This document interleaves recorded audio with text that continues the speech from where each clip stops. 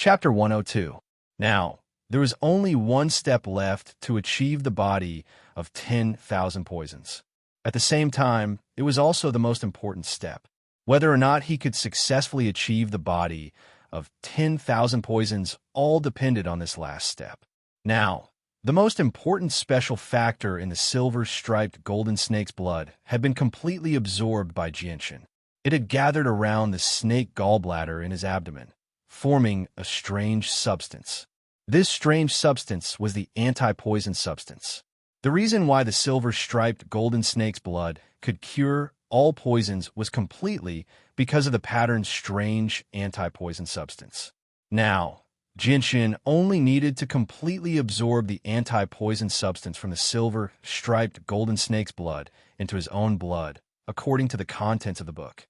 It would perfectly merge with his blood, and the body of 10,000 poisons would be successfully achieved. As long as the anti-poison substance was perfectly merged into his blood, not only would it give his blood the ability to detoxify poisons, but as the blood continued to circulate in his body, even his physical body would gradually be transformed by the blood. It would become a body with super strong anti-poison properties. It would even be directly immune to some weaker poisons, preventing them from causing any harm to the body. Jianshan's expression became serious. Now, it was not only the last step, but also the most critical moment. This was because the strange anti-poison substance was completely attracted to the snake gallbladder and gathered in his body. Without the snake gallbladder, the anti-poison substance would immediately dissipate.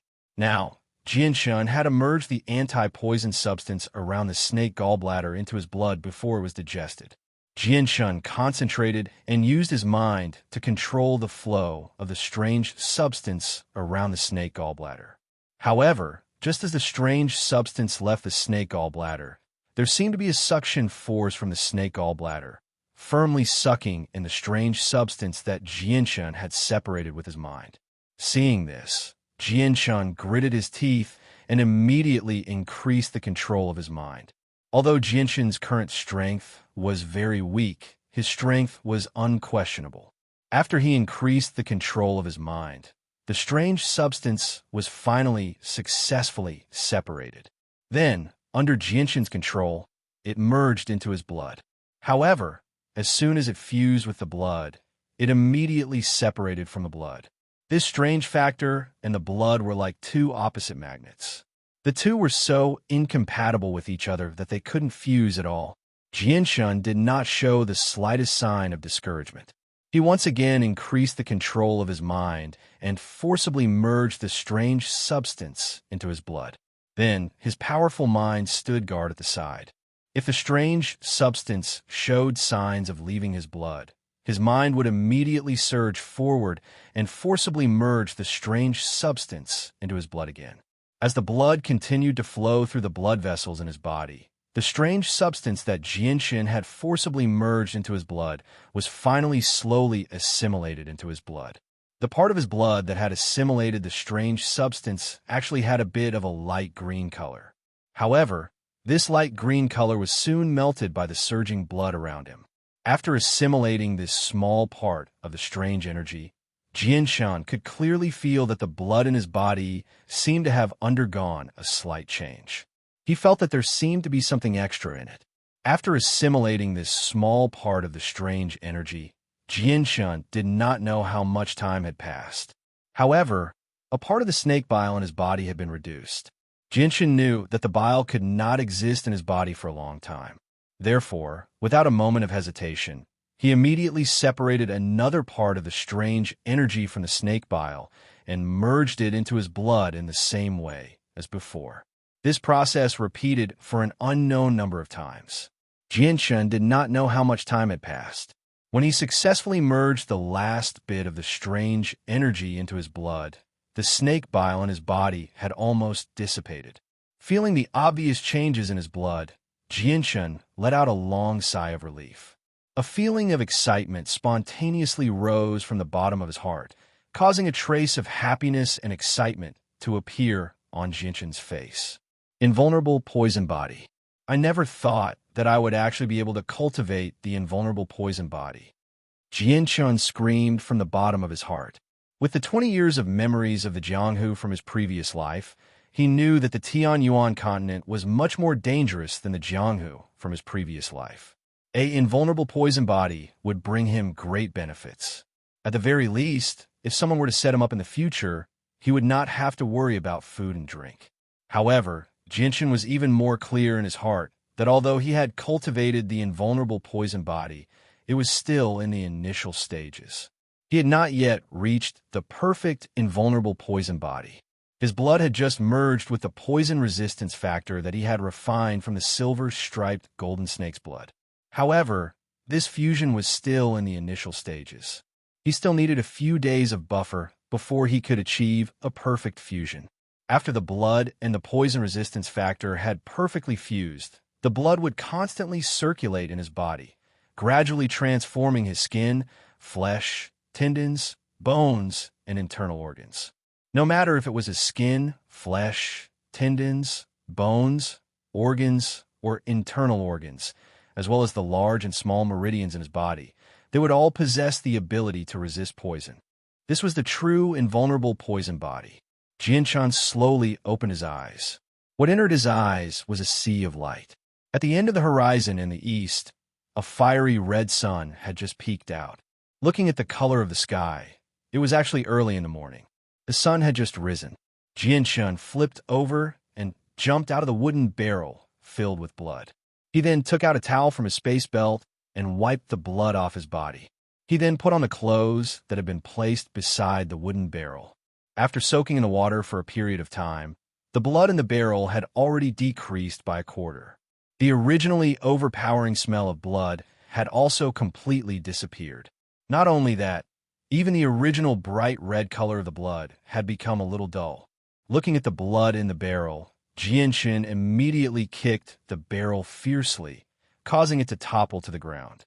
Immediately, the silver-striped golden snake's blood spilled onto the ground.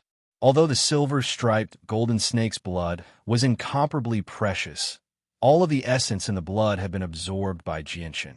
It wouldn't be an exaggeration to describe the remaining blood as ordinary water. There was simply no use for him at all.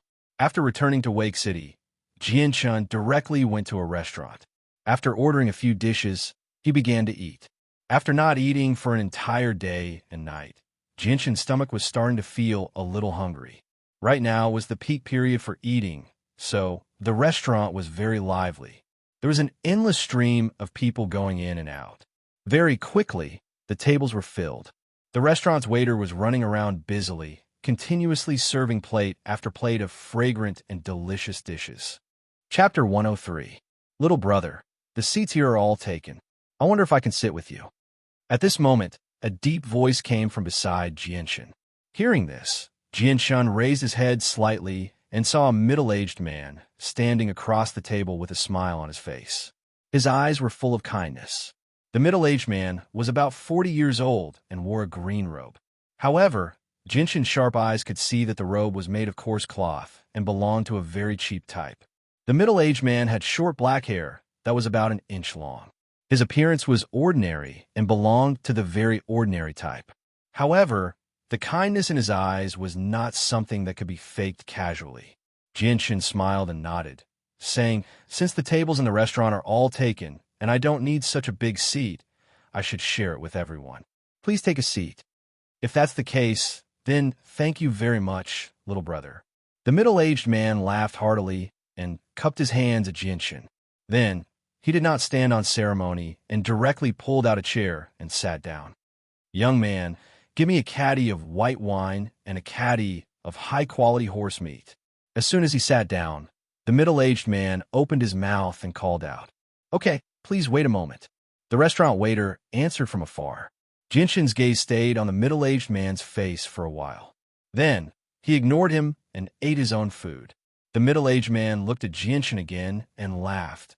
"Little brother, how should I address you?" "Jianshan." Jianshan chewed the meat in big mouthfuls and said with a slightly muffled voice, "Jianshan, that's a nice name." The middle-aged man looked up and down at Jianshan and then asked again, "Little brother Jianshan, you must also be a mercenary, right?" Jianshan nodded. "That's right. Due to the limitations of my strength, I'm currently only a D-rank mercenary of the lowest level. The level of a mercenary was related to their own strength and the success rate of completing missions. The lowest D-rank mercenaries were usually rookies who had just advanced to the Saint realm. However, among the D-rank mercenaries, there were still some who did not have talent in cultivation and had not condensed a holy weapon. Although the middle-aged man opposite him showed a very kind attitude, Jianshan did not reveal his exact strength. The middle-aged man smiled in an unconcerned manner. "Little brother, you don't seem to be more than 20 years old. To be able to condense a holy weapon and become a saint at such a young age, your future is limitless." The middle-aged man spoke with sincerity. However, just when he reached there, the middle-aged man suddenly sighed and continued.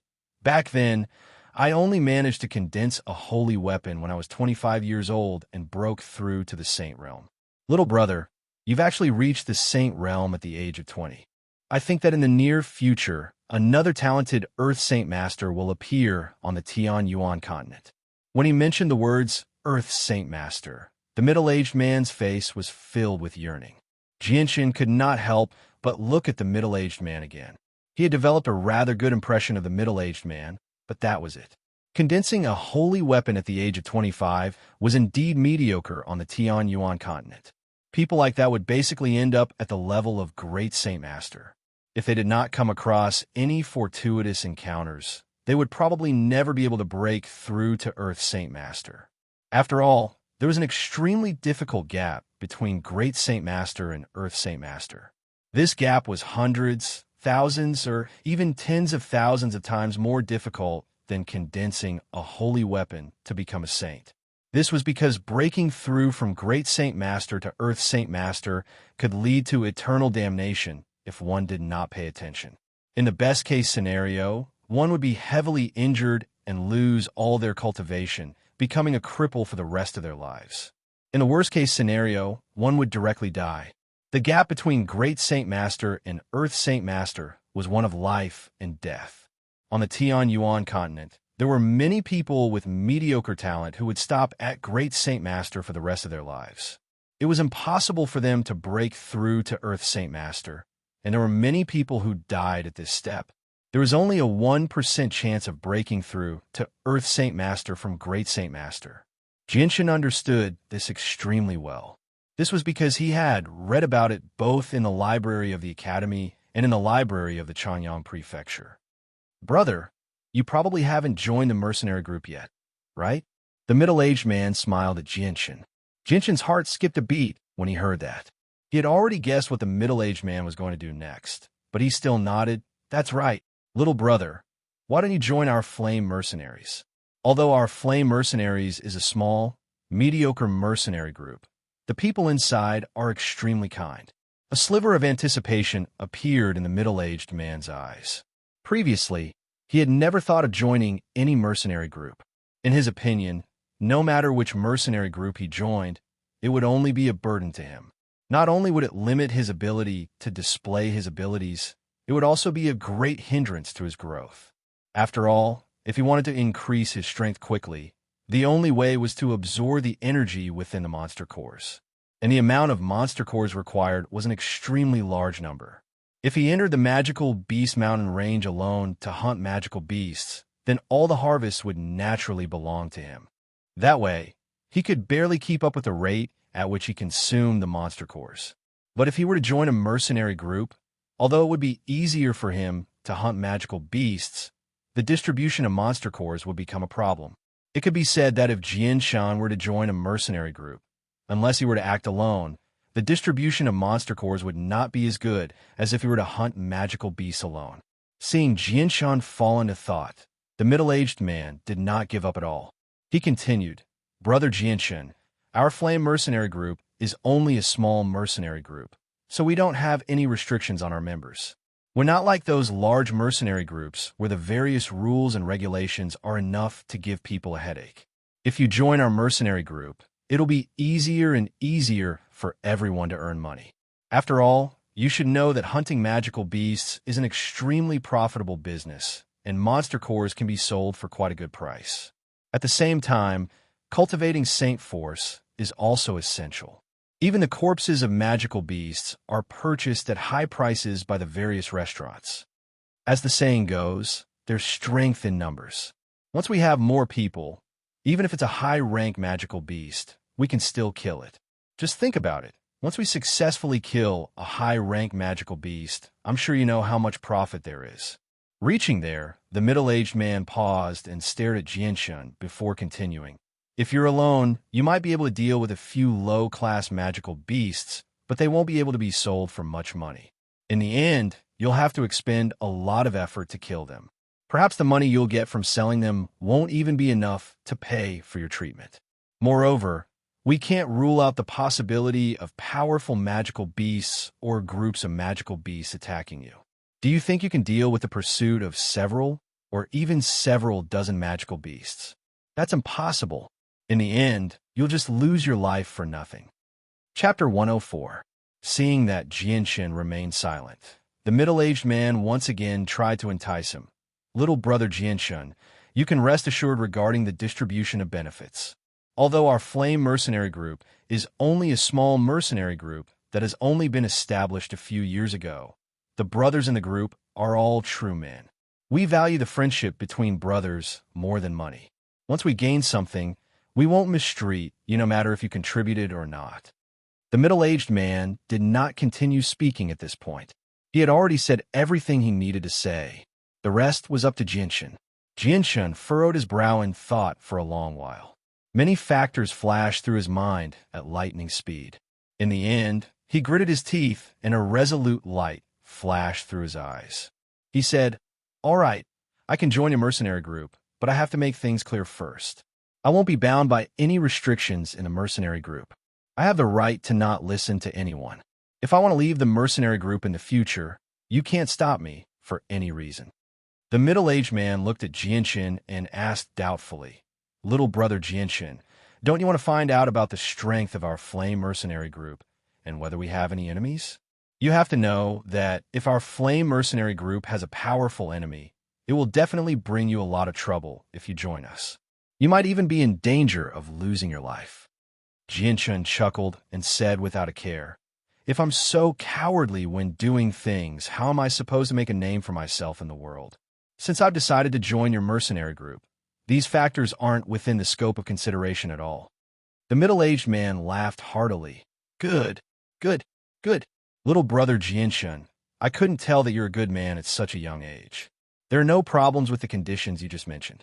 We're only a small, mediocre mercenary group anyway. The purpose of our existence is to earn some money. As for the brothers in the group, we won't restrict them at all. They can leave whenever they want." "That's great." Jianshun nodded in satisfaction. The middle-aged man suddenly said, "Oh right, I haven't introduced myself yet. I'm called Kindle, and I'm also the leader of the Flame Mercenaries. Little brother Jianshun, if you don't mind, you can call me Uncle Kindle. I'm not used to those titles of leader and leader." Kindle chuckled towards the end. "All right, then I'll call you Uncle Kindle from now on." Jianshun had a good impression of the middle-aged man in front of him. He was forthright and was a man worth befriending. After that, Jianshun and Kindle finished their meal and left for the Mercenary Guild to complete the relevant procedures. The procedures for joining a mercenary group were very simple. They completed the procedures very quickly, and Jianshun officially joined the Flame Mercenaries. "Jianshun, let's go. I'll take you to our temporary gathering point and introduce you to our other brothers." With that, Kindle led the way and led Jianshun into the Mercenary Guild.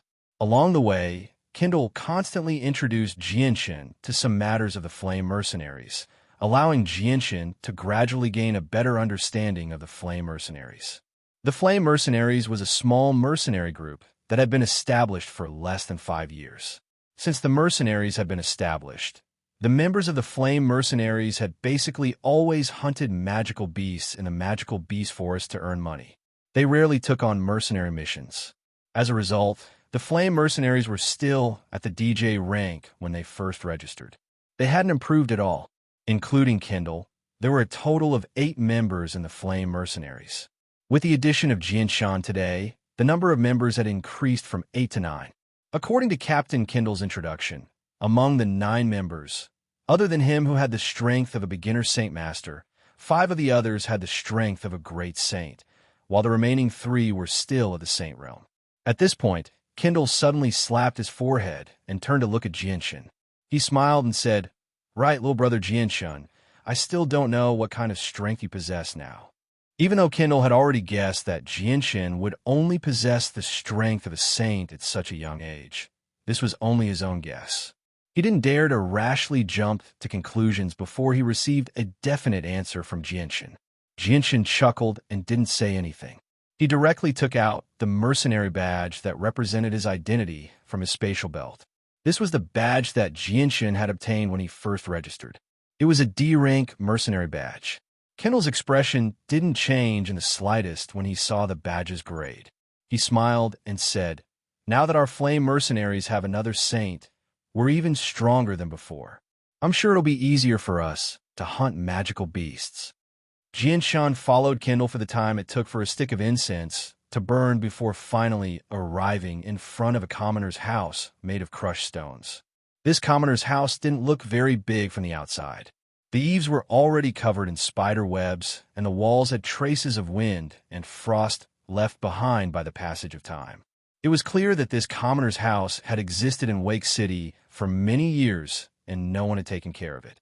Kindle arrived in front of the door and lightly knocked. Not long after, the wooden door opened and a head with dark skin poked out. This was the face of a youth. From his appearance, he seemed to be around 26 or 27 years old. He had a skinny and ordinary face and was the type that could be casually picked out in a crowd. When the skinny youth saw Kindle, he immediately smiled and said, "Uncle Kindle, I guessed that you'd be back." Afterwards, Jianxun followed Kindle into the house. The lighting in the house was a bit dim, but that didn't affect Jianxun's vision. Jianxun swept his gaze across the house and took in everything inside. The interior of the house wasn't very big and the decorations were very simple. Apart from a few mattresses that took up half of the space, there was only a table and a few stools. It could be said that it was very simple and crude. On the mattresses on the floor, a few people were lazily drinking wine with bored expressions. However, when Leader Kindle entered, everyone's attention was focused on Leader Kindle. Come, brothers, let me introduce you. This is little brother Jianxun. He has just joined our flame mercenaries. Little brother Jianxun is the youngest among us, so please take care of him in the future." As soon as he entered the house, Kindle pulled Jianxun aside and loudly introduced him to everyone. Chapter 105. Everyone in the room immediately shifted their gazes from Captain Kindle to Jianxun. However, when they saw Jianxun's young face, quite a few of them were surprised. However, Jianxun's compliments still left quite a few people with a good impression of him. After all, the first impression was extremely important when strangers met for the first time. "Little brother Jianxun, your name should be Jianxun, right? Come, sit down. No matter how old you are, since you've joined our flame mercenaries, we're all brothers in the future. We'll share our joys and sorrows. If anyone bullies you in the future, feel free to come find me." A burly man climbed up from a mattress on the floor and arrived before Jianxun. He placed his right hand on Jianxun's shoulder intimately and pulled him to a chair to sit down. Jianxun smiled. "May I know your name, big brother?" As he spoke, Jianxun studied the man before him. The man was extremely burly. His upper body was bare and his sturdy muscles bulged. He seemed to be in his 30s. Even though the room was dim, Jianxun could still clearly see that the man's skin was rather dark, making him seem like a completely black man. His bare upper body was covered in terrifying wounds. Judging from the scars, they should have been caused by ferocious magical beasts. He could tell with a single glance that the man had fought against magical beasts many times. "I'm Hoopa, little brother Jianxun. If you don't mind, you can call me Big Brother Hoopa in the future. I'm older than you anyway, so you won't lose out even if you call me Big Brother." The man chuckled as he sat beside Jianxun and poured some water for Jianxun. "All right then, I'll call you Big Brother Hoopa in the future." Jianxun chuckled. At this time, the person who was originally lying on the floor and drinking wine slowly got up. "Little brother Jianxun, let me introduce you. Captain Kindle came to Jinshin's side and pointed at the other people in the room as he introduced them to Jinshin. Apart from Jinshin and Captain Kindle, there were 6 other people in the house. All of them were men in their 30s or 40s. What surprised Jinshin was that there was a pair of twin brothers named Zhou Dakai and Zhou Shaokai. They were 28 years old, and both had the strength of a primary great saint. They looked exactly the same. If it wasn't for the scar on one of them's forehead, it was really hard to tell which twin was the older one and which was the younger one. Other than Hu Pa, who was 32 years old and was a beginner great saint, the remaining 4 were called Yun Xian, Xiao Dao, and Chong Ningfeng. Yun Xian was very tall, but very skinny. He looked like a scholar. He was 25 years old and possessed the strength of a mid-level saint.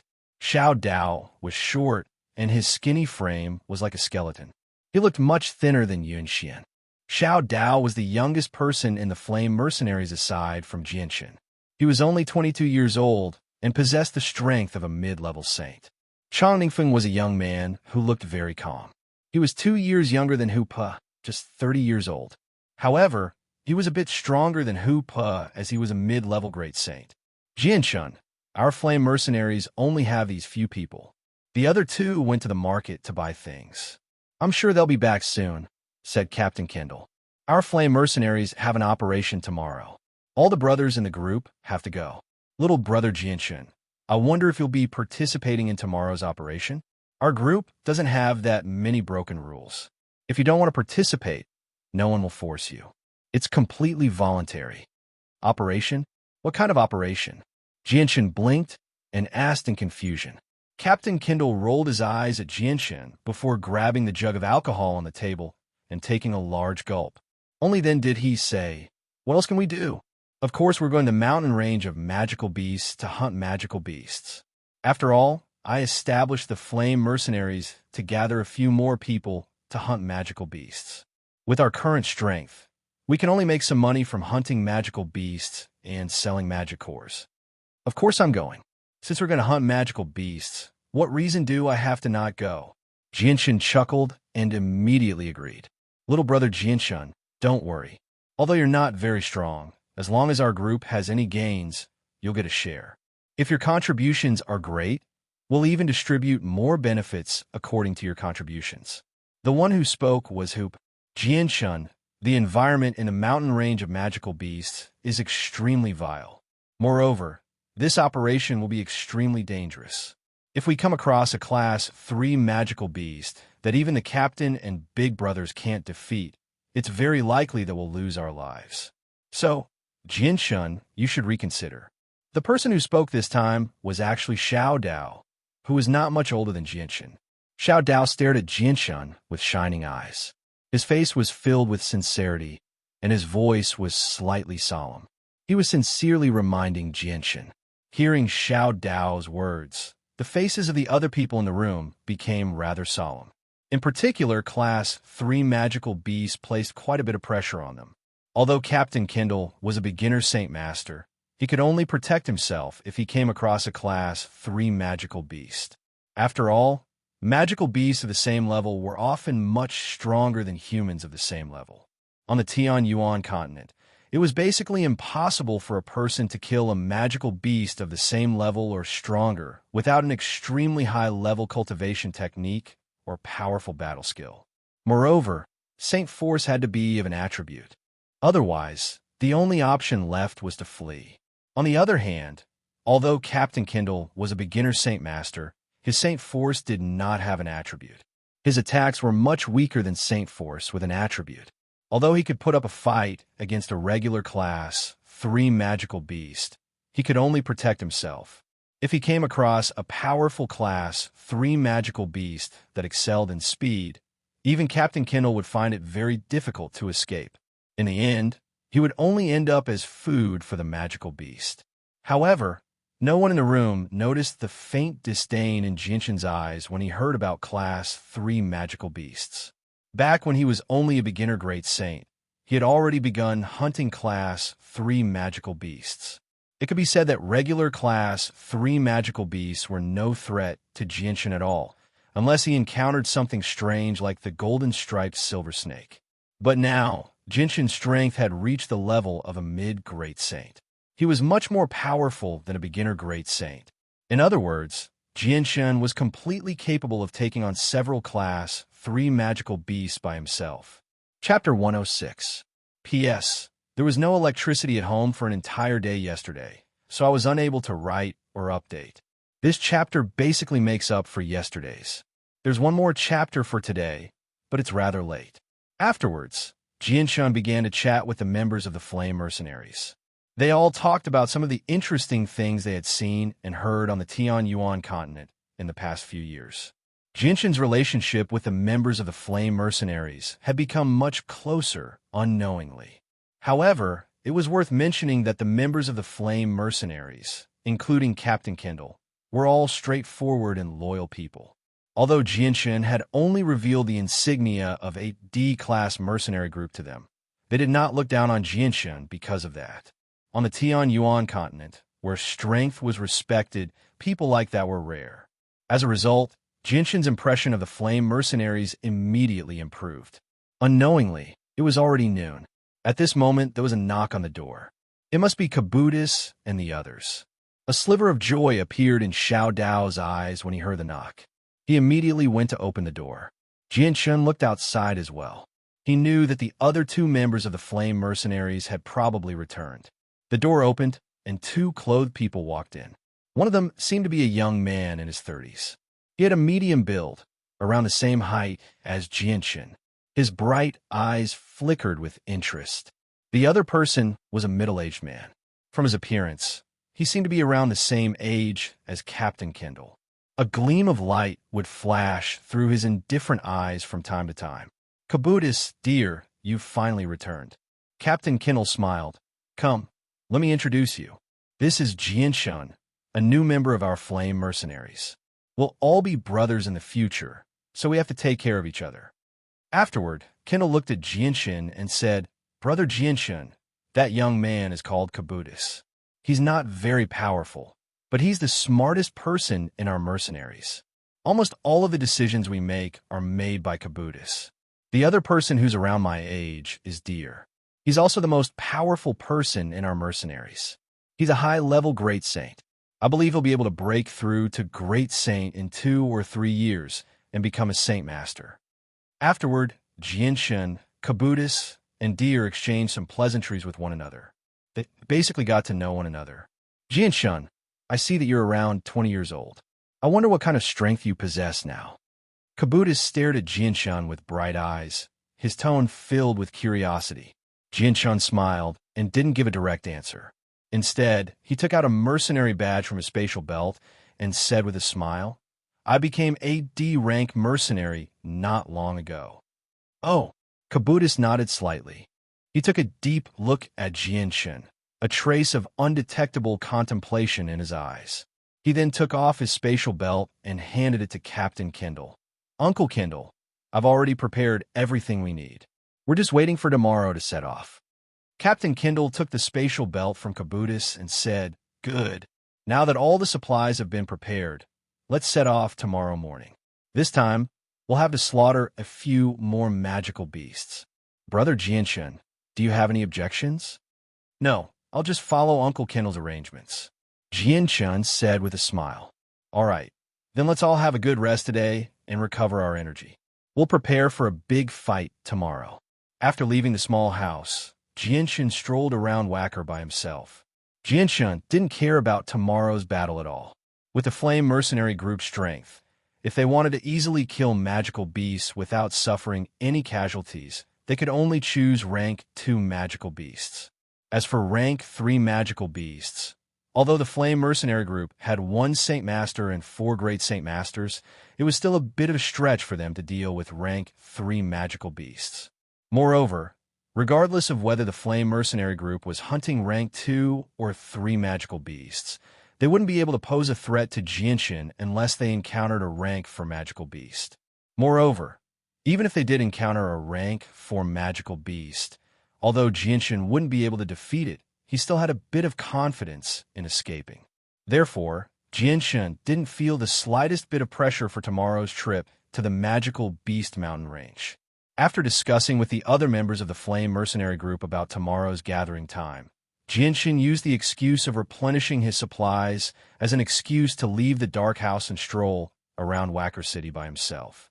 Although Jinshin had already been in Wacker City for a few days, most of his time was spent hiding in the magical Beast Mountain range. The amount of time he truly spent in the city was probably only around 10 days. Moreover, most of these 10 days were spent cultivating. It could be said that he didn't have any time to play. Therefore, taking advantage of his free time, Jinshin planned to take a good stroll around Wacker City. Although Wacker City didn't cover a large area, it still covered an area of several hundred kilometers. The entire city was surrounded by a layer of thick and tall city walls. If an ordinary person hurried along, it would take several hours to walk from the east to the west of the city. Due to Wacker City's geographical advantage and its proximity to the magical Beast Mountain range, the city was bustling with activity almost every day. There were many people moving about, and almost a third of Wacker City's area was occupied by private restaurants. As Jinshin strolled along the main street, his curious gaze constantly swept past the stalls on both sides of the street. Almost all of the stall owners were mercenaries. Of course, there were also a few merchants. Aside from a few strange items, there were also some herbs, monster cores, and so on. However, most of these monster cores were the first class. There were very few second-class monster cores, so they didn't attract Jinshin's attention at all. Although there were many monster core buyers on the Tianyuan continent, if mercenaries sold their monster cores to these buyers, they would only be able to get around 70% of the original value of the monster core. As a result, many mercenaries would rather sell their monster cores at a lower price than the market price. As a result, there were many mercenaries who would set up their own stalls to sell their monster cores. Even so, as everyone on the Tianyuan continent needed monster cores, there were still many rich people who would spend money to buy monster cores from these mercenaries. As a result, the stalls that sold monster cores were always surrounded by people bargaining with the stall owners. Just as Jinshin was leisurely strolling along the street, the purple and green spots of light in his dantian suddenly began to violently pulsate. With the pulsation of these two spots of light, Jinshin's dantian was greatly affected. The originally calm lake's surface instantly became turbulent. Even the Saint force in his body was almost out of Jinshin's control. Chapter 107. Within Jinshin's dantian, the two spots of light, one purple and one green, were constantly flickering and pulsating. Circles of purple and green halos were constantly emitted from these two spots of light, forming a visible radiance that spread throughout his dantian. At the same time, Jinshin's mind suddenly had a strange feeling. At this moment, the two spots of light in Jinshin's mind seemed to have become sentient beings with their own independent thoughts. This was because suddenly, Jinshin could inexplicably feel that the two spots of light were emitting an enormous feeling of joy and excitement. Yes, Jinshin could actually feel that the two spots of light in his dantian were displaying an abnormal state due to great joy and excitement. However, after knowing this conclusion, Jinshin was flabbergasted. It was so unbelievable, and in Jinshin's eyes, one could see a lifeless expression. At this moment, a strange feeling suddenly entered Jinshin's mind, as if it had appeared out of thin air in his mind. This was because at this moment, Jinshin could clearly feel that the two spots of light in his dantian, one purple and one green, seemed to have established a subtle connection with something.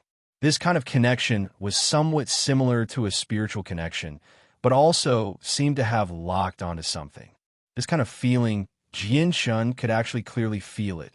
Jinshin forcibly suppressed the shock in his heart, took a deep breath, and then slightly turned his head, following this inexplicable feeling that suddenly appeared in his mind. He raised his eyes and looked towards a street stall not far from him. The owner of the street stall was a young man of about 30 years of age.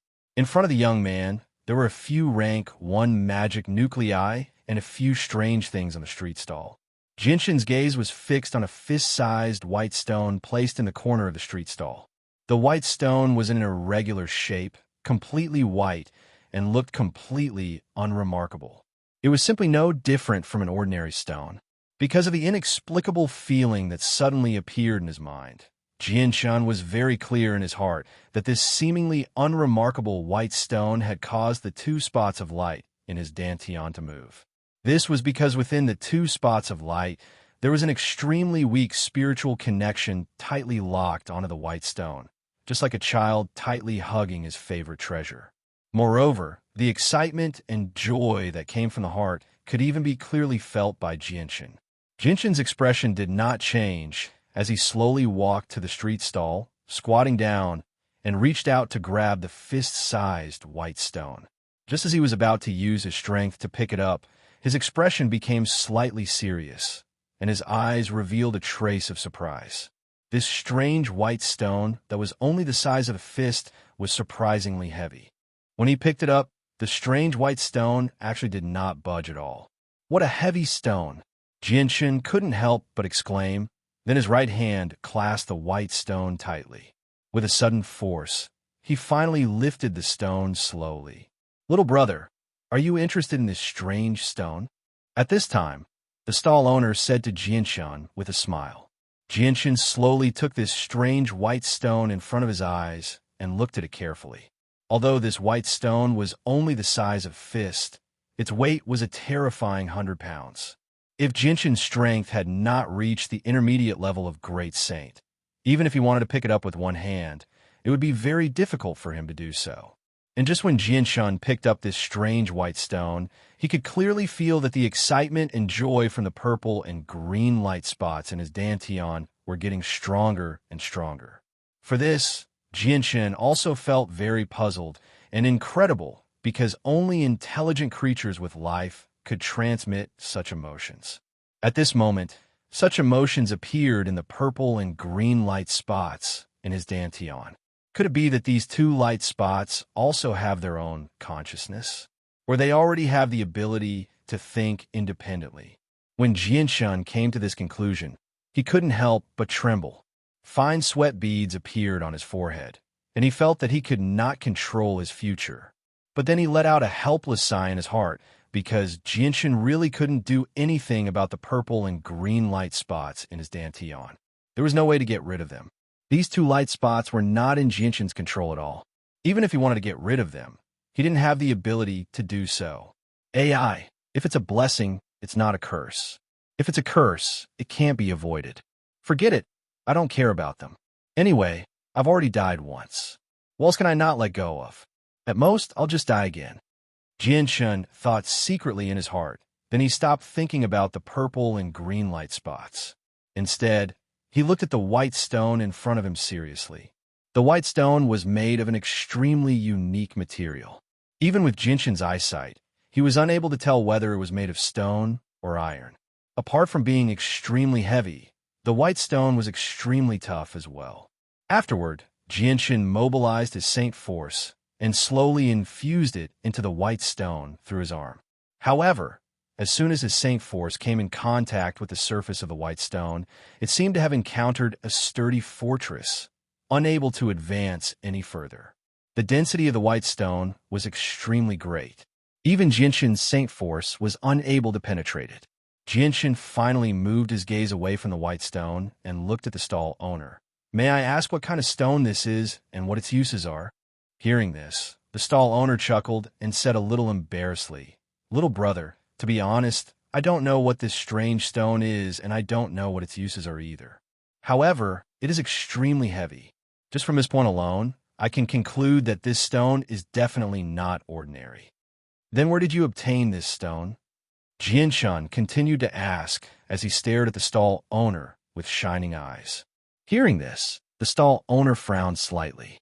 After thinking for a while, he said, "Little brother, many people have asked me this before, but I never told them. Today, I've found you pleasing to the eye, so I'll tell you." Speaking to this point, the stall owner paused and pointed at the white stone, continuing, "To be honest, I actually found this stone in the magical Beast Mountain range." Oh, hearing this, Jianshan's gaze once again landed on the white rock.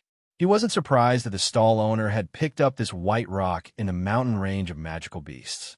After all, Everyone had their own opportunities. Even a farmer could dig up gold and treasure from the ground.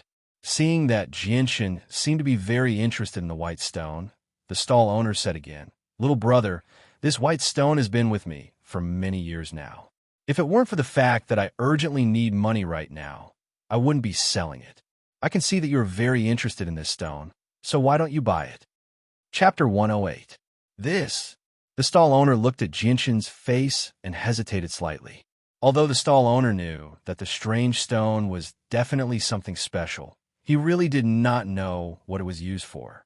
In order to understand the origins of the stone, he had looked through a few books regarding rare treasures, but he still failed to find an answer. He had even asked many of his good friends, but they were all for naught. After thinking about it again and again, he finally made up his mind to sell the stone. It was just a pity that basically no one on the Tian-Yuan continent knew the use of the strange stone. Although there were many people who were curious about the stone in the few months he had set up the stall and wanted to buy it, all of them immediately put down the stone and left when they heard the price.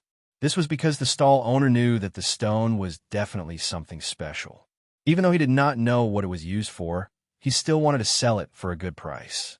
As a result, many people gave up on buying the stone without any hesitation when they heard the price.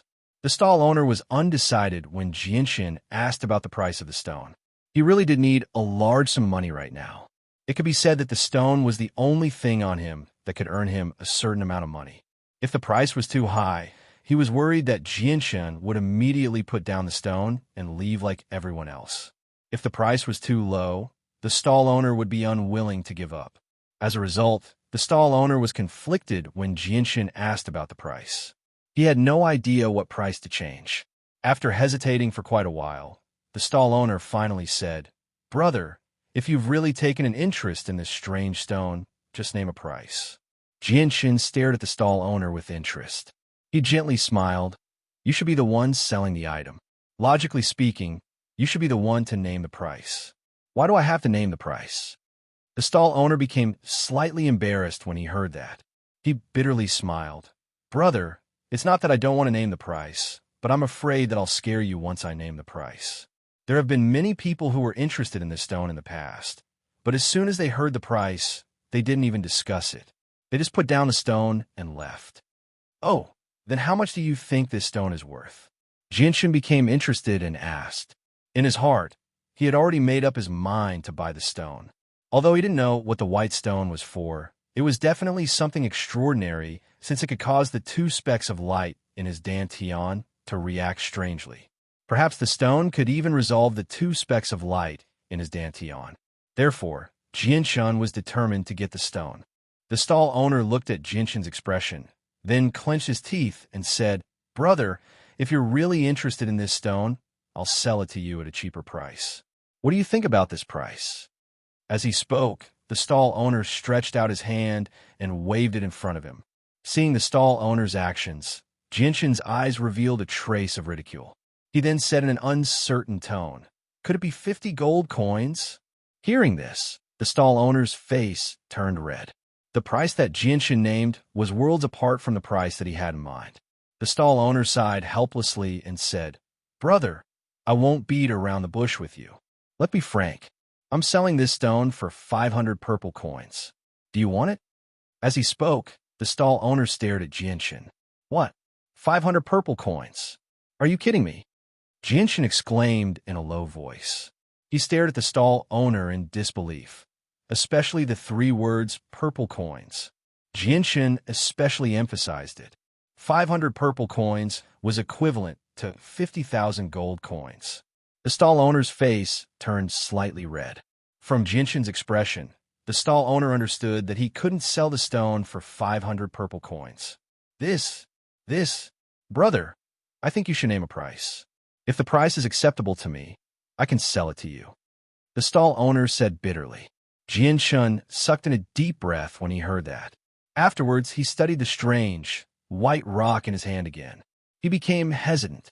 After a while, Jianshan seemed to have finally made up his mind. He said, "I'll give you 100 purple coins at most. It's up to you whether you want to sell it or not." As he spoke, Jianshan stared at the stall owner. In his heart, he was also nervous. Although Jianshun was determined to get this stone, it would be best if he could buy it at a cheap price. Moreover, 100 purple coins was not a small sum for a small mercenary like the stall owner. Moreover, Jianshun could tell that the stall owner, who was only in his 30s, was a smart person. He definitely could not show that he was determined to get the stone. Once the stall owner saw through it, no one could guarantee that the stall owner would not ask for a sky-high price. Moreover, there was another reason. Jianshun could not reveal that he possessed too much money. Otherwise, there would be quite a few people who would come looking for trouble on the treacherous Tianyuan continent. Although Jianshun did not fear Saint Masters with his current strength, it was still best to avoid trouble like this as much as possible. Hearing that Jianshun was willing to pay 100 purple coins for the stone, the stall owner's eyes immediately filled with joy. However, he quickly hid it and pretended to be troubled. He muttered, "Brother, do you think you can add a point?" Jianshun faintly smiled and gently shook his head. Jianshun could clearly see the joy in the stall owner's eyes. Seeing that Jianshun was not willing to increase the price, the stall owner's eyes filled with disappointment. He clenched his teeth and thought about it. In the end, he firmly nodded his head. "All right, 100 purple coins it is. Deal." Afterwards, Jianshun directly pulled out a large amount of purple coins from his space belt. He counted 100 of them and directly tossed them to the stall owner.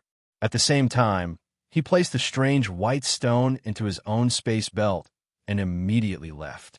Although Jianshun really wanted to study the use of the strange white stone, it was clearly not a good place to do so in a crowded street. However, as soon as Jianshun left, two people immediately noticed him. The two of them were young men in their 20s, and they were skinny. "Lil 3, looks like we've come across a fat sheep today." The skinny young man on the left stared in the direction Jianshun had left in. He spoke in a low voice with a hint of excitement in his voice. Chapter 109. Jianshun continued to stroll along the street. Since he had successfully bought this strange white stone, Jianshun was no longer in a hurry to study what was so special about this white stone. Instead, he continued to stroll along the street to see if there was any chance of encountering another treasure. However, there was one thing that Jianshun found strange. Ever since he bought the white stone, the two light spots in his dantian had calmed down once again and did not cause the slightest ripple. Jianshun did not intend to care about such a matter now. He could only wait until he had time at night to take out the white stone and study it. He wanted to see if he could use the white stone as a breakthrough point to find a solution to the problem of the two light spots in his dantian. Once the problem of the two light spots was solved, Jianshun's cultivation would undoubtedly be much smoother. Although the existence of the two light spots allowed Jianshun to absorb the energy from the demon cores and cultivate 3 times faster than usual, it could also help Jianshun solve the problem of the violent elements in the demon cores. However, the consumption of the demon cores was too great. It was so great that Jianshun was worried about his future cultivation path. If it was possible, Jianshun would rather his cultivation speed return to how it was before and solve the violent elements in the demon cores by himself. He did not want to have an uncontrollable variable in his dantian. After all, in Jianshun's opinion, the purple and green light spots were a ticking time bomb that could explode at any time. Although his cultivation speed would be much slower in this way, at least he would not have to worry about the demon cores all day long. Moreover, even without the demon cores, he could completely rely on absorbing the spiritual energy of heaven and earth to cultivate.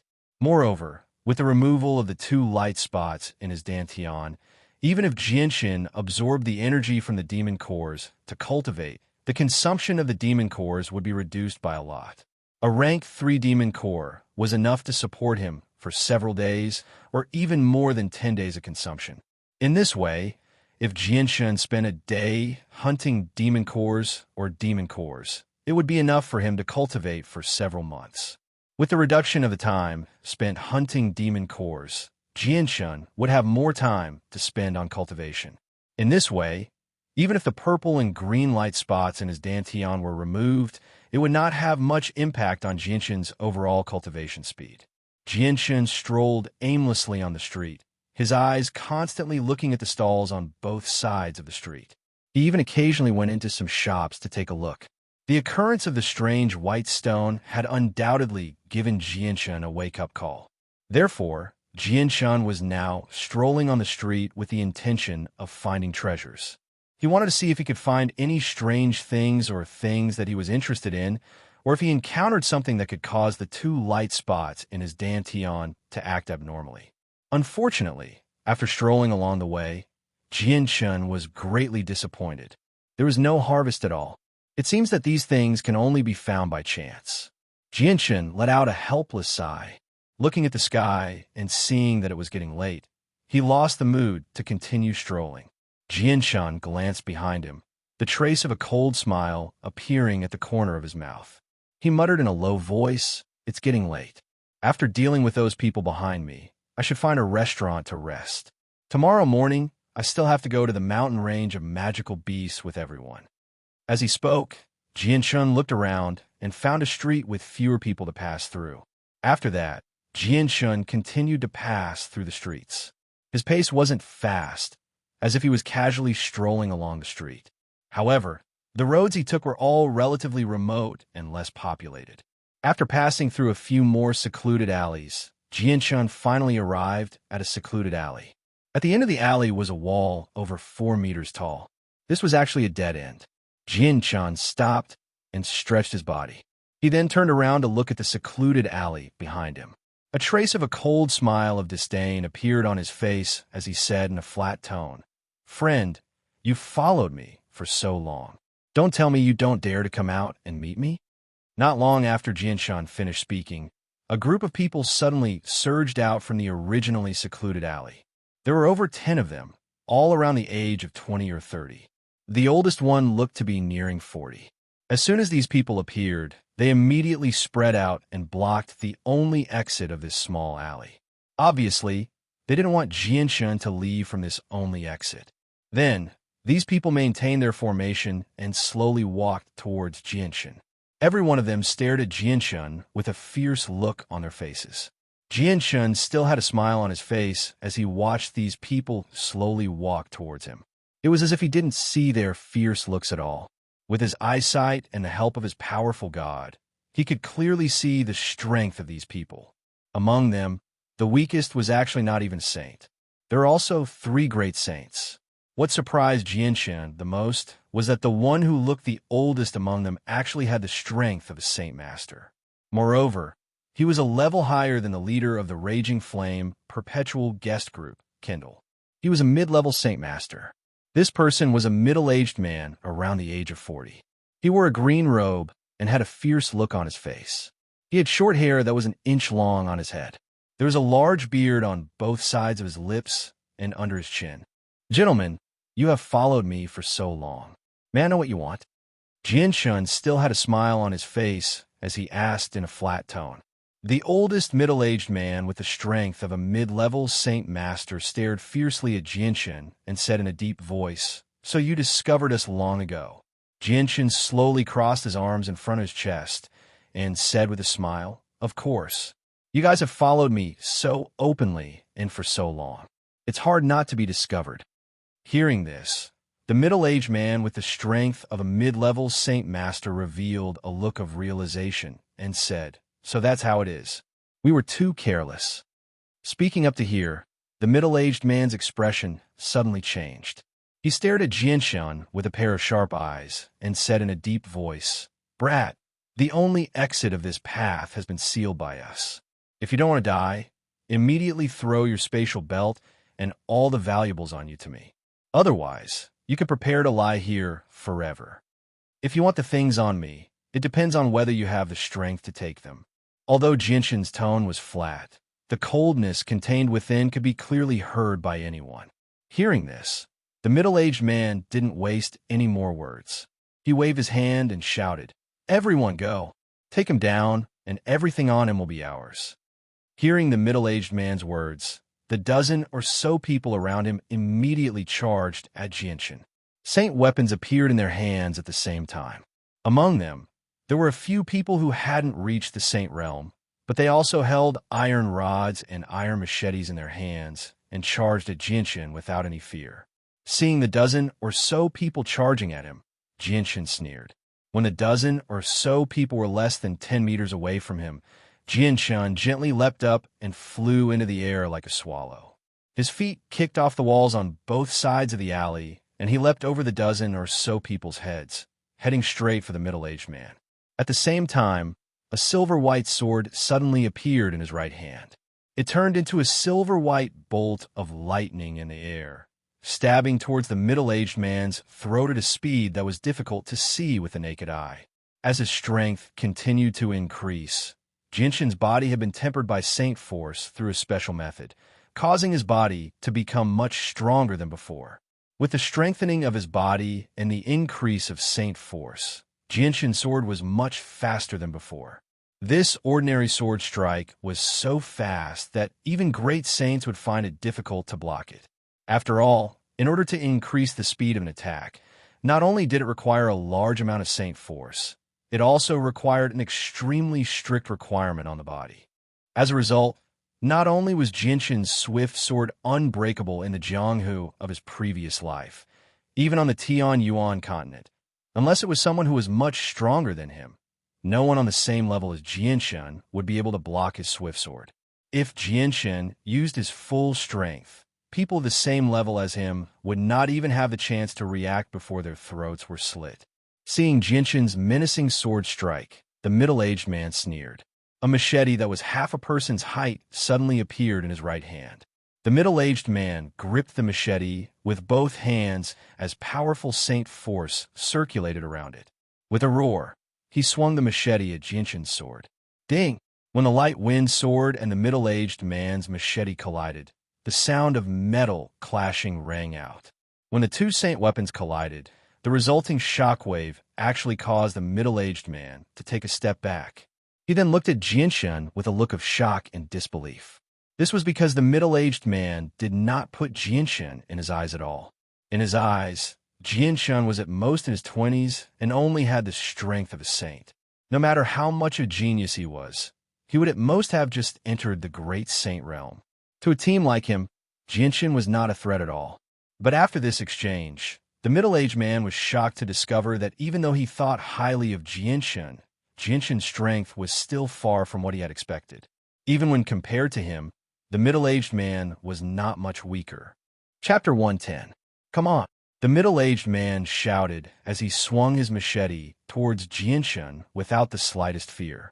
However, at this moment, his expression had become serious. Ding, ding, ding. In the quiet alley, a series of clanging sounds could be heard as Jianshan and the middle-aged man moved quickly in this narrow alley.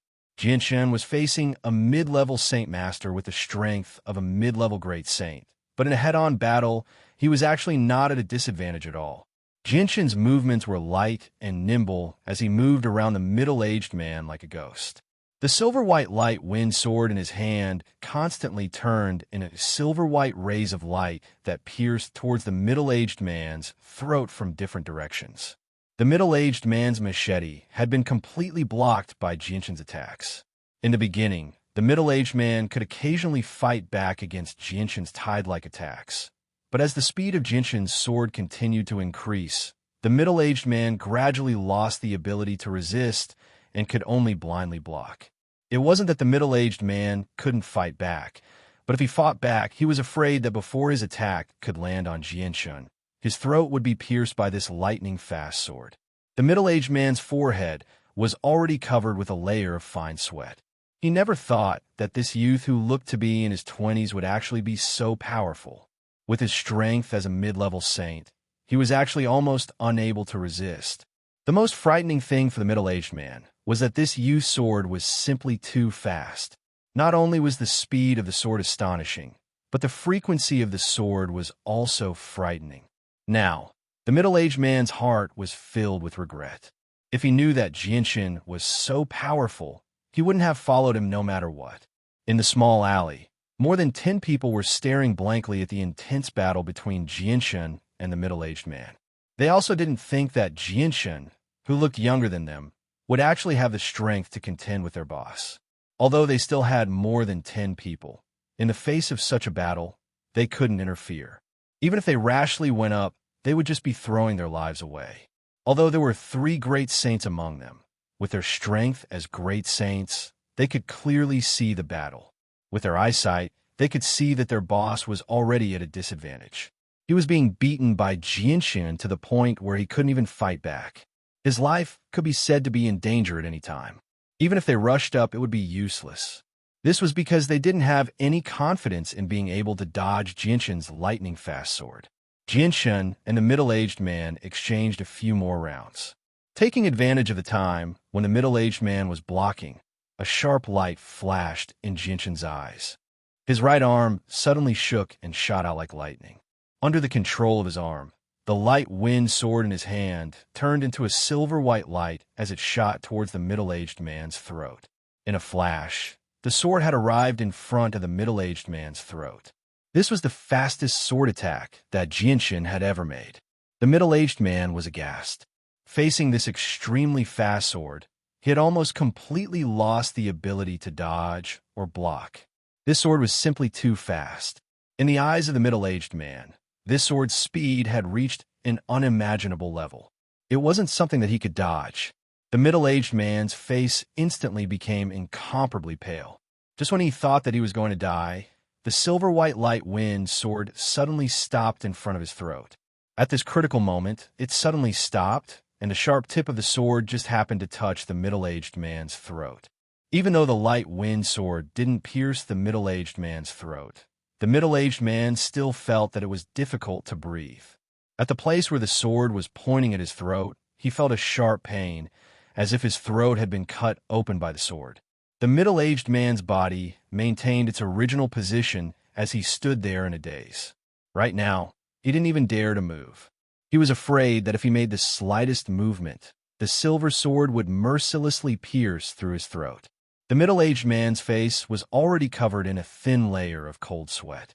The middle-aged man looked at Jinshin with eyes full of fear. His voice trembled as he begged for mercy. Great hero, please spare my life. Great hero, please spare my life. Next time, this lowly one will not dare to offend great hero. With his life in the hands of the other party, the middle-aged man could no longer care about his reputation and the fact that Jinshin was much younger than him. In his opinion, as long as he could keep his life, it was not impossible for him to kneel down to Jinshin. Jinshin calmly stared at the middle-aged man, a cold smile appearing at the corners of his mouth. He then slowly sheathed his sword and said in a flat tone, I'm in a good mood today and don't want to start a massacre. In the future, you'd better take care of yourselves. Don't let me see you doing this again.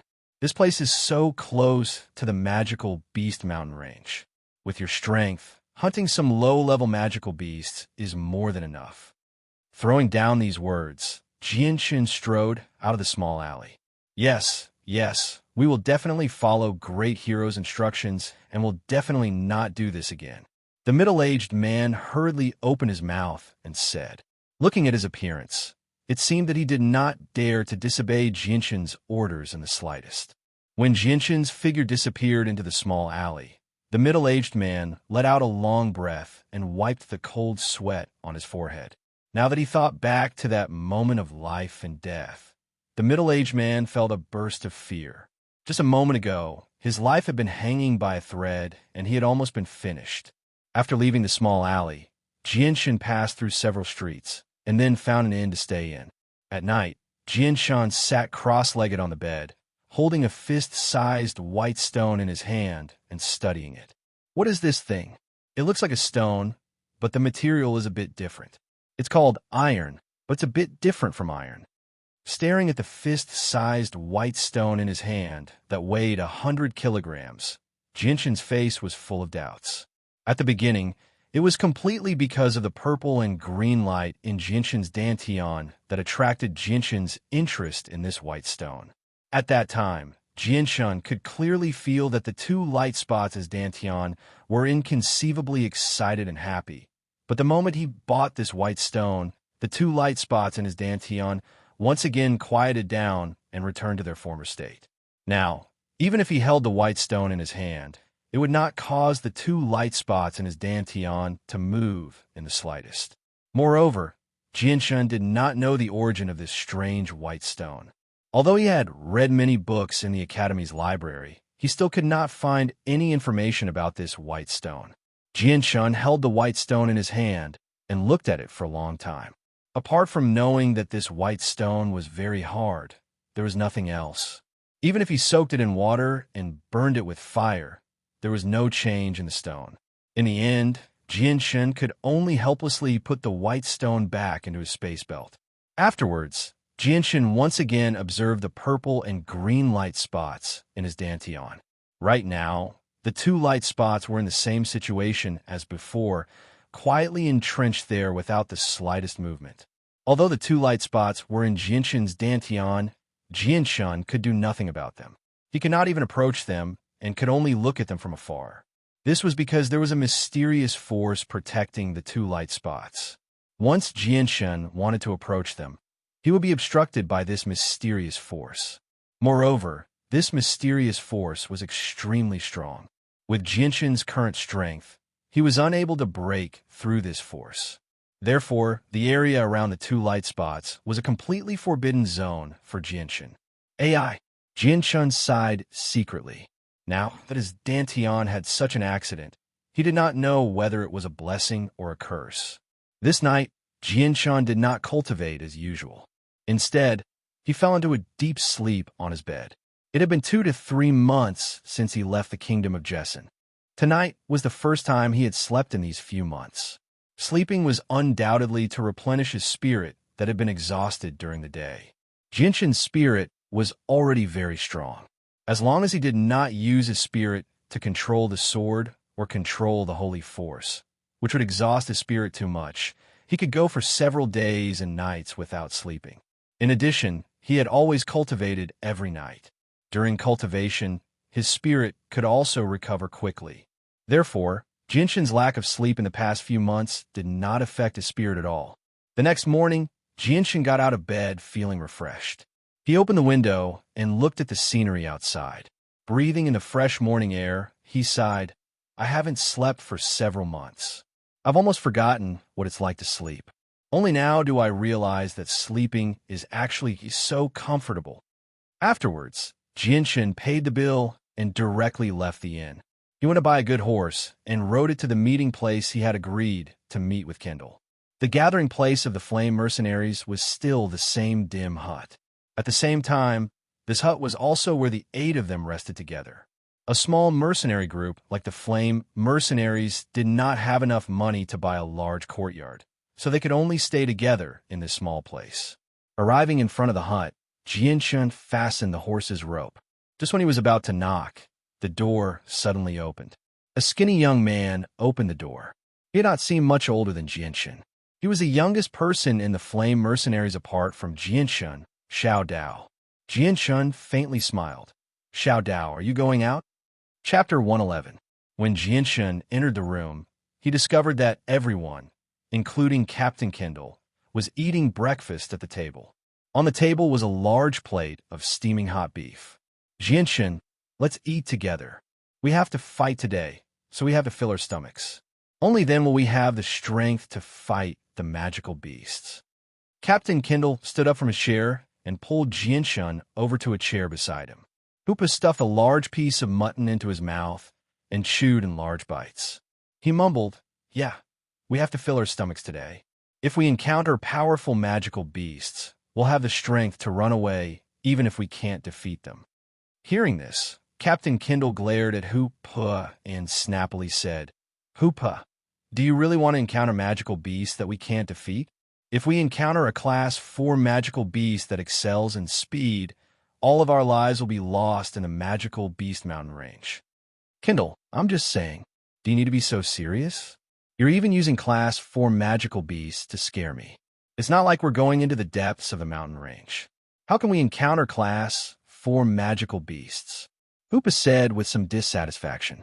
Sitting at the table, Jianshun did not hold back. He picked up a piece of beef with his chopsticks and placed it in his mouth. He said, "Uncle Kendall, Hoopa is right. Class 4 magical beasts can only be found in the depths of the mountain range.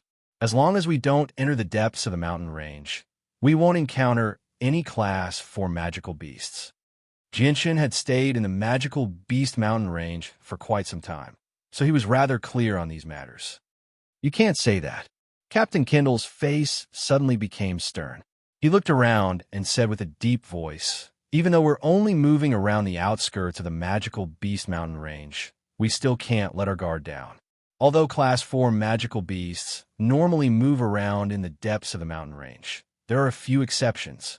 Some board Class 4 magical beasts or magical beasts that are being hunted down can come to the outskirts from the depths of the mountain range.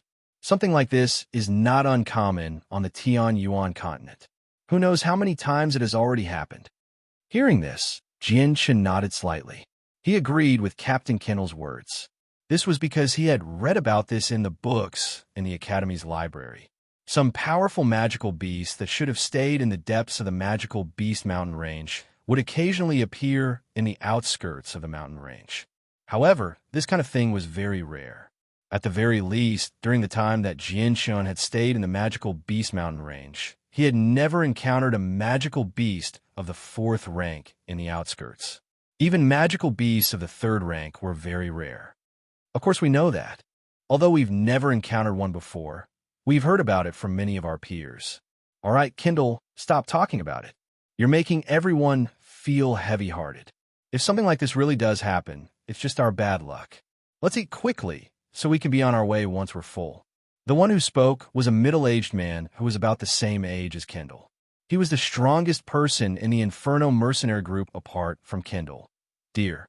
He possessed the strength of a high-level great saint and was only a step away from becoming a sage master. Everyone quieted down as soon as Deer opened his mouth. They all lowered their heads and continued to eat, throwing the beef into their stomachs. Soon, the large plate of beef was emptied, not leaving a single scrap. After filling their stomachs, the group didn't stay for long. They immediately set off for the magical beast mountain range. Of the 9 people, only Jinshin was riding a horse. The other 8 were all walking. Jinshin, once we're outside the mountain range of magical beasts, what are you going to do with this horse? You can't possibly bring this horse into the mountain range of magical beasts, right? Looking at the white horse beneath Jinshin, Captain Kindle asked in confusion. With that, Jinshin chuckled.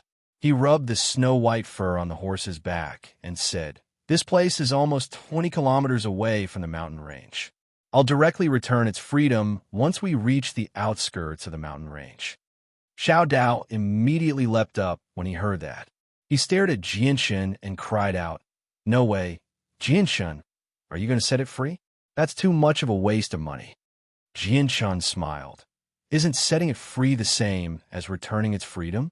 The world is vast, so whether it can survive on the Tianyuan continent will depend on its luck.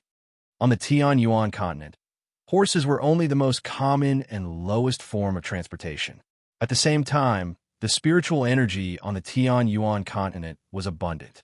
Not only could wild beasts absorb the energy of the world or eat heavenly resources to become magical beasts, even horses had the opportunity to advance. At the very least, Jinshin had read in a book that a horse with the strength of a Class 5 magical beast had appeared on the Tianyuan continent 100 years ago.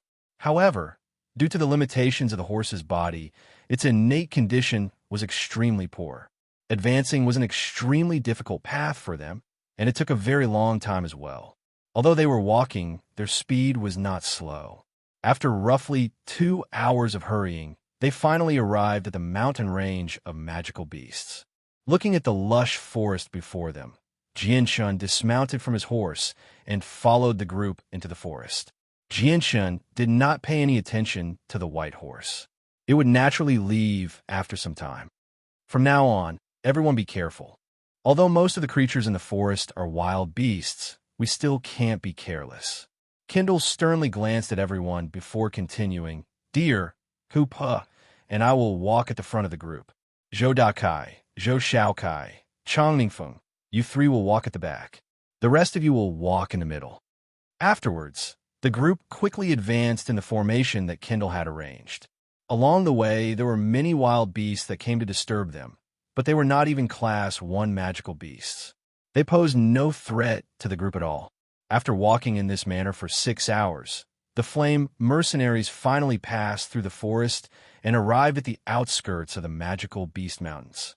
There were already Class 1 magical beasts roaming about here. Walking at the front of the group, Kendall looked around before turning back to the group and saying, "Now, everyone be prepared to fight at any time. We can encounter Class 1 and Class 2 magical beasts at any time now."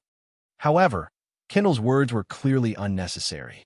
Apart from Jianshun, everyone in the group was already prepared to fight at any time. All of them looked around with sharp gazes. The team maintained their formation and continued to move forward vigilantly. However, after 4 hours of walking, they didn't encounter a single magical beast except for a few ignorant beasts. Jianshun walked in the middle of the group as his eyes flickered with uncertainty. Along the way, he had clearly sensed the subtle movements caused by the movements of many magical beasts. However, what puzzled him was that these magical beasts had only stopped for a while under the cover of the bushes when they were 10 meters away from them before retreating. Not a single one of them dared to jump out. Jianshun could not understand this no matter how hard he thought about it. Could it be that these magical beasts have discovered that our group is too powerful, so they don't dare to come and throw their lives away? Jianshun frowned as he thought to himself. When he had entered the magical beast mountains alone a few days ago, he had not encountered such a situation. After thinking for a while, Jianshun finally couldn't help but ask, "Uncle Kendall, do you feel that something is off?" Jianshun's words were undoubtedly very sensitive to the group at this time. Hearing this, everyone's gazes turned to Jianshun. Kendall asked, "Jianshun, is there something wrong?" Jianshun hesitated for a moment before saying, "This is clearly the range of activity of rank 1 magical beasts. Why haven't we encountered a single magical beast along the way?" Hearing this, everyone immediately let out a sigh of relief. They had originally thought that Jianshun had discovered something that would be detrimental to them. Kendall chuckled and said, "Jianshun, this situation is very normal. Although we have already entered the range of activity of rank 1 magical beasts, the magical beast mountains are very vast. We have only been walking in a straight line, so it is very normal that we did not encounter any magical beasts. This is because every time we entered the magical beast mountains in the past, it was the same situation." Jianshun frowned slightly, but he was clear in his heart that the actual situation was not like this at all. "Captain Kendall, could it be that you have not encountered a single rank 1 magical beast before?" Jianshun continued to ask. "No, it is just that rank 1 magical beasts are very rare. Most of the magical beasts we encounter are rank 2 or 3. Of course, there are also times when we do not encounter a single rank 1 magical beast." Towards Jianshun's questions, Kendall did not feel impatient and carefully explained to Jianshun. "Captain Kendall, then approximately how many magic cores do you usually obtain in a day?" Jianshun asked. "There is no need to talk about this." Captain Kendall pondered for a moment before replying. "Under normal circumstances, we can harvest about 4 or 5 Class 2 magic cores a day. Sometimes, if we are lucky, we can even harvest 6 or 7 Class 2 magic cores. As for Class 3 magic cores, there are very few of them. Because we are only moving around the outskirts of the magical beast mountain range, Class 3 magic beasts rarely appear in this area. Therefore, the chances of encountering Class 3 magic beasts are very low. Moreover, Class 3 magic beasts are very difficult to kill. Once we start fighting, we will inevitably be injured. Therefore, unless we take the initiative to encounter a Class 3 magic beast, we simply cannot provoke a Class 3 magic beast." Chapter 112. Jianshun nodded inside when he heard Kendall's words. His impression of Kendall immediately rose to a whole new level. On the Tianyuan continent, where people's viciousness was no less than the Jianghu in his previous life, meeting someone as selfless as Captain Kendall, who only cared about the lives of his subordinates, was indeed very difficult. Most importantly, with Kendall's strength as a beginner Saint Master, he might not be able to kill a Class 3 magical beast by himself, but he was more than enough to deal with a Class 2 magical beast. It was a pity that he did not hunt Class 2 magical beasts by himself. Instead, he was willing to give up on his even more bountiful harvest, leading several great saints and saint realm members to hunt the magical beasts together. Although the harvest from hunting the magical beasts would be split according to the amount of contribution, Kindle's harvest would still be much less. It would not even be half of his harvest from hunting the magical beasts alone. Just this alone made Jianshan feel admiration for Captain Kindle. However, Jianshan felt speechless about the harvest Kindle's group had obtained in the magical beast forest. Even with the Saint Master leading the group and the support of 5 great saints, such a powerful group had only obtained a pitiful few monster cores in a day.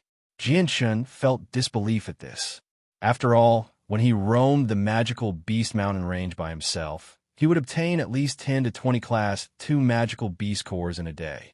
As for Class 3 magical beast cores, he estimated that he would obtain around 10 to 20 Class 3 magical beast cores in a day.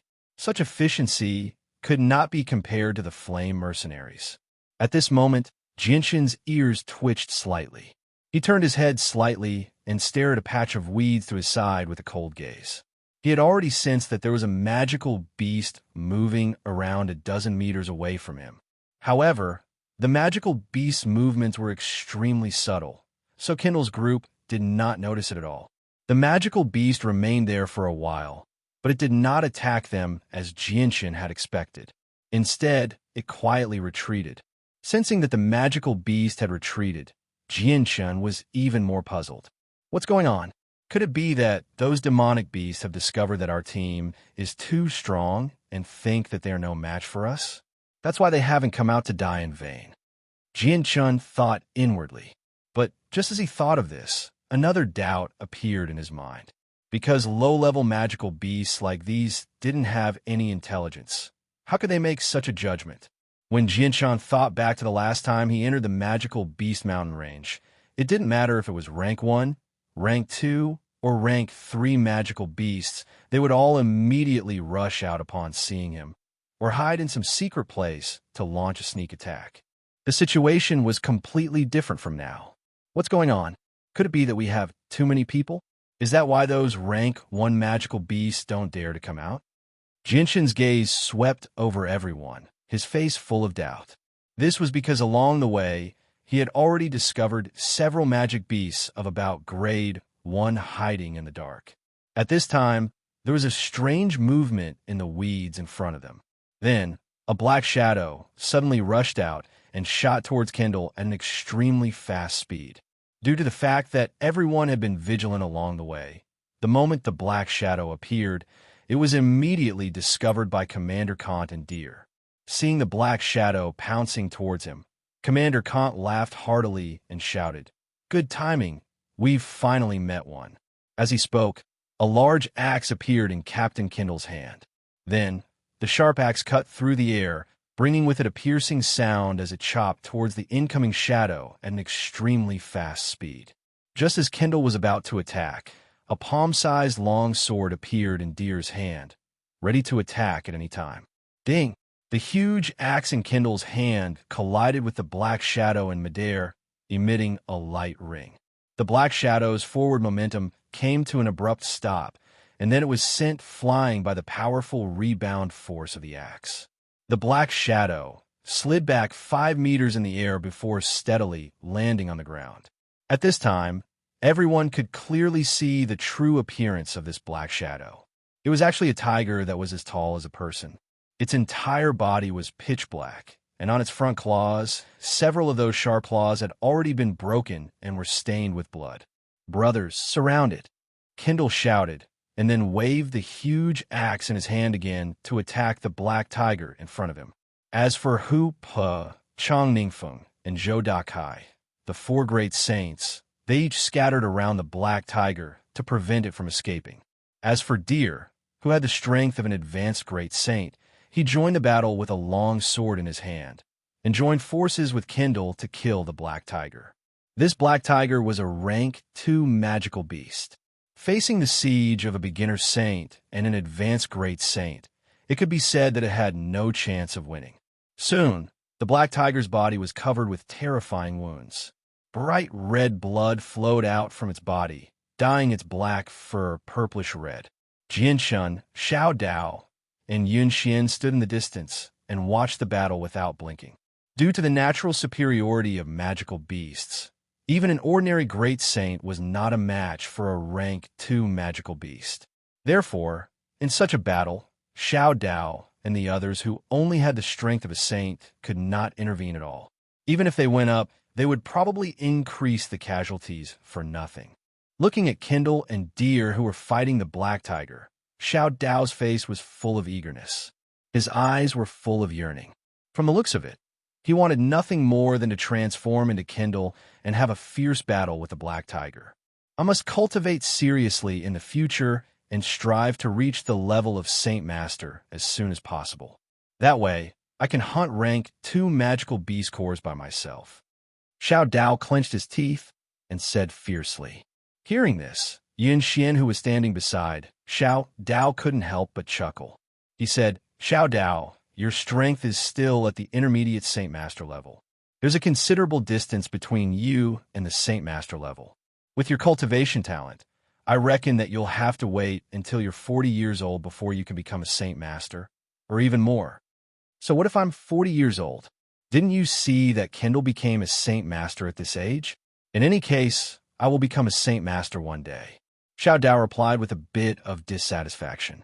Then his eyes revealed a trace of yearning as he muttered, Once I have the strength of a Saint Master, I can roam the magical beast mountain range alone.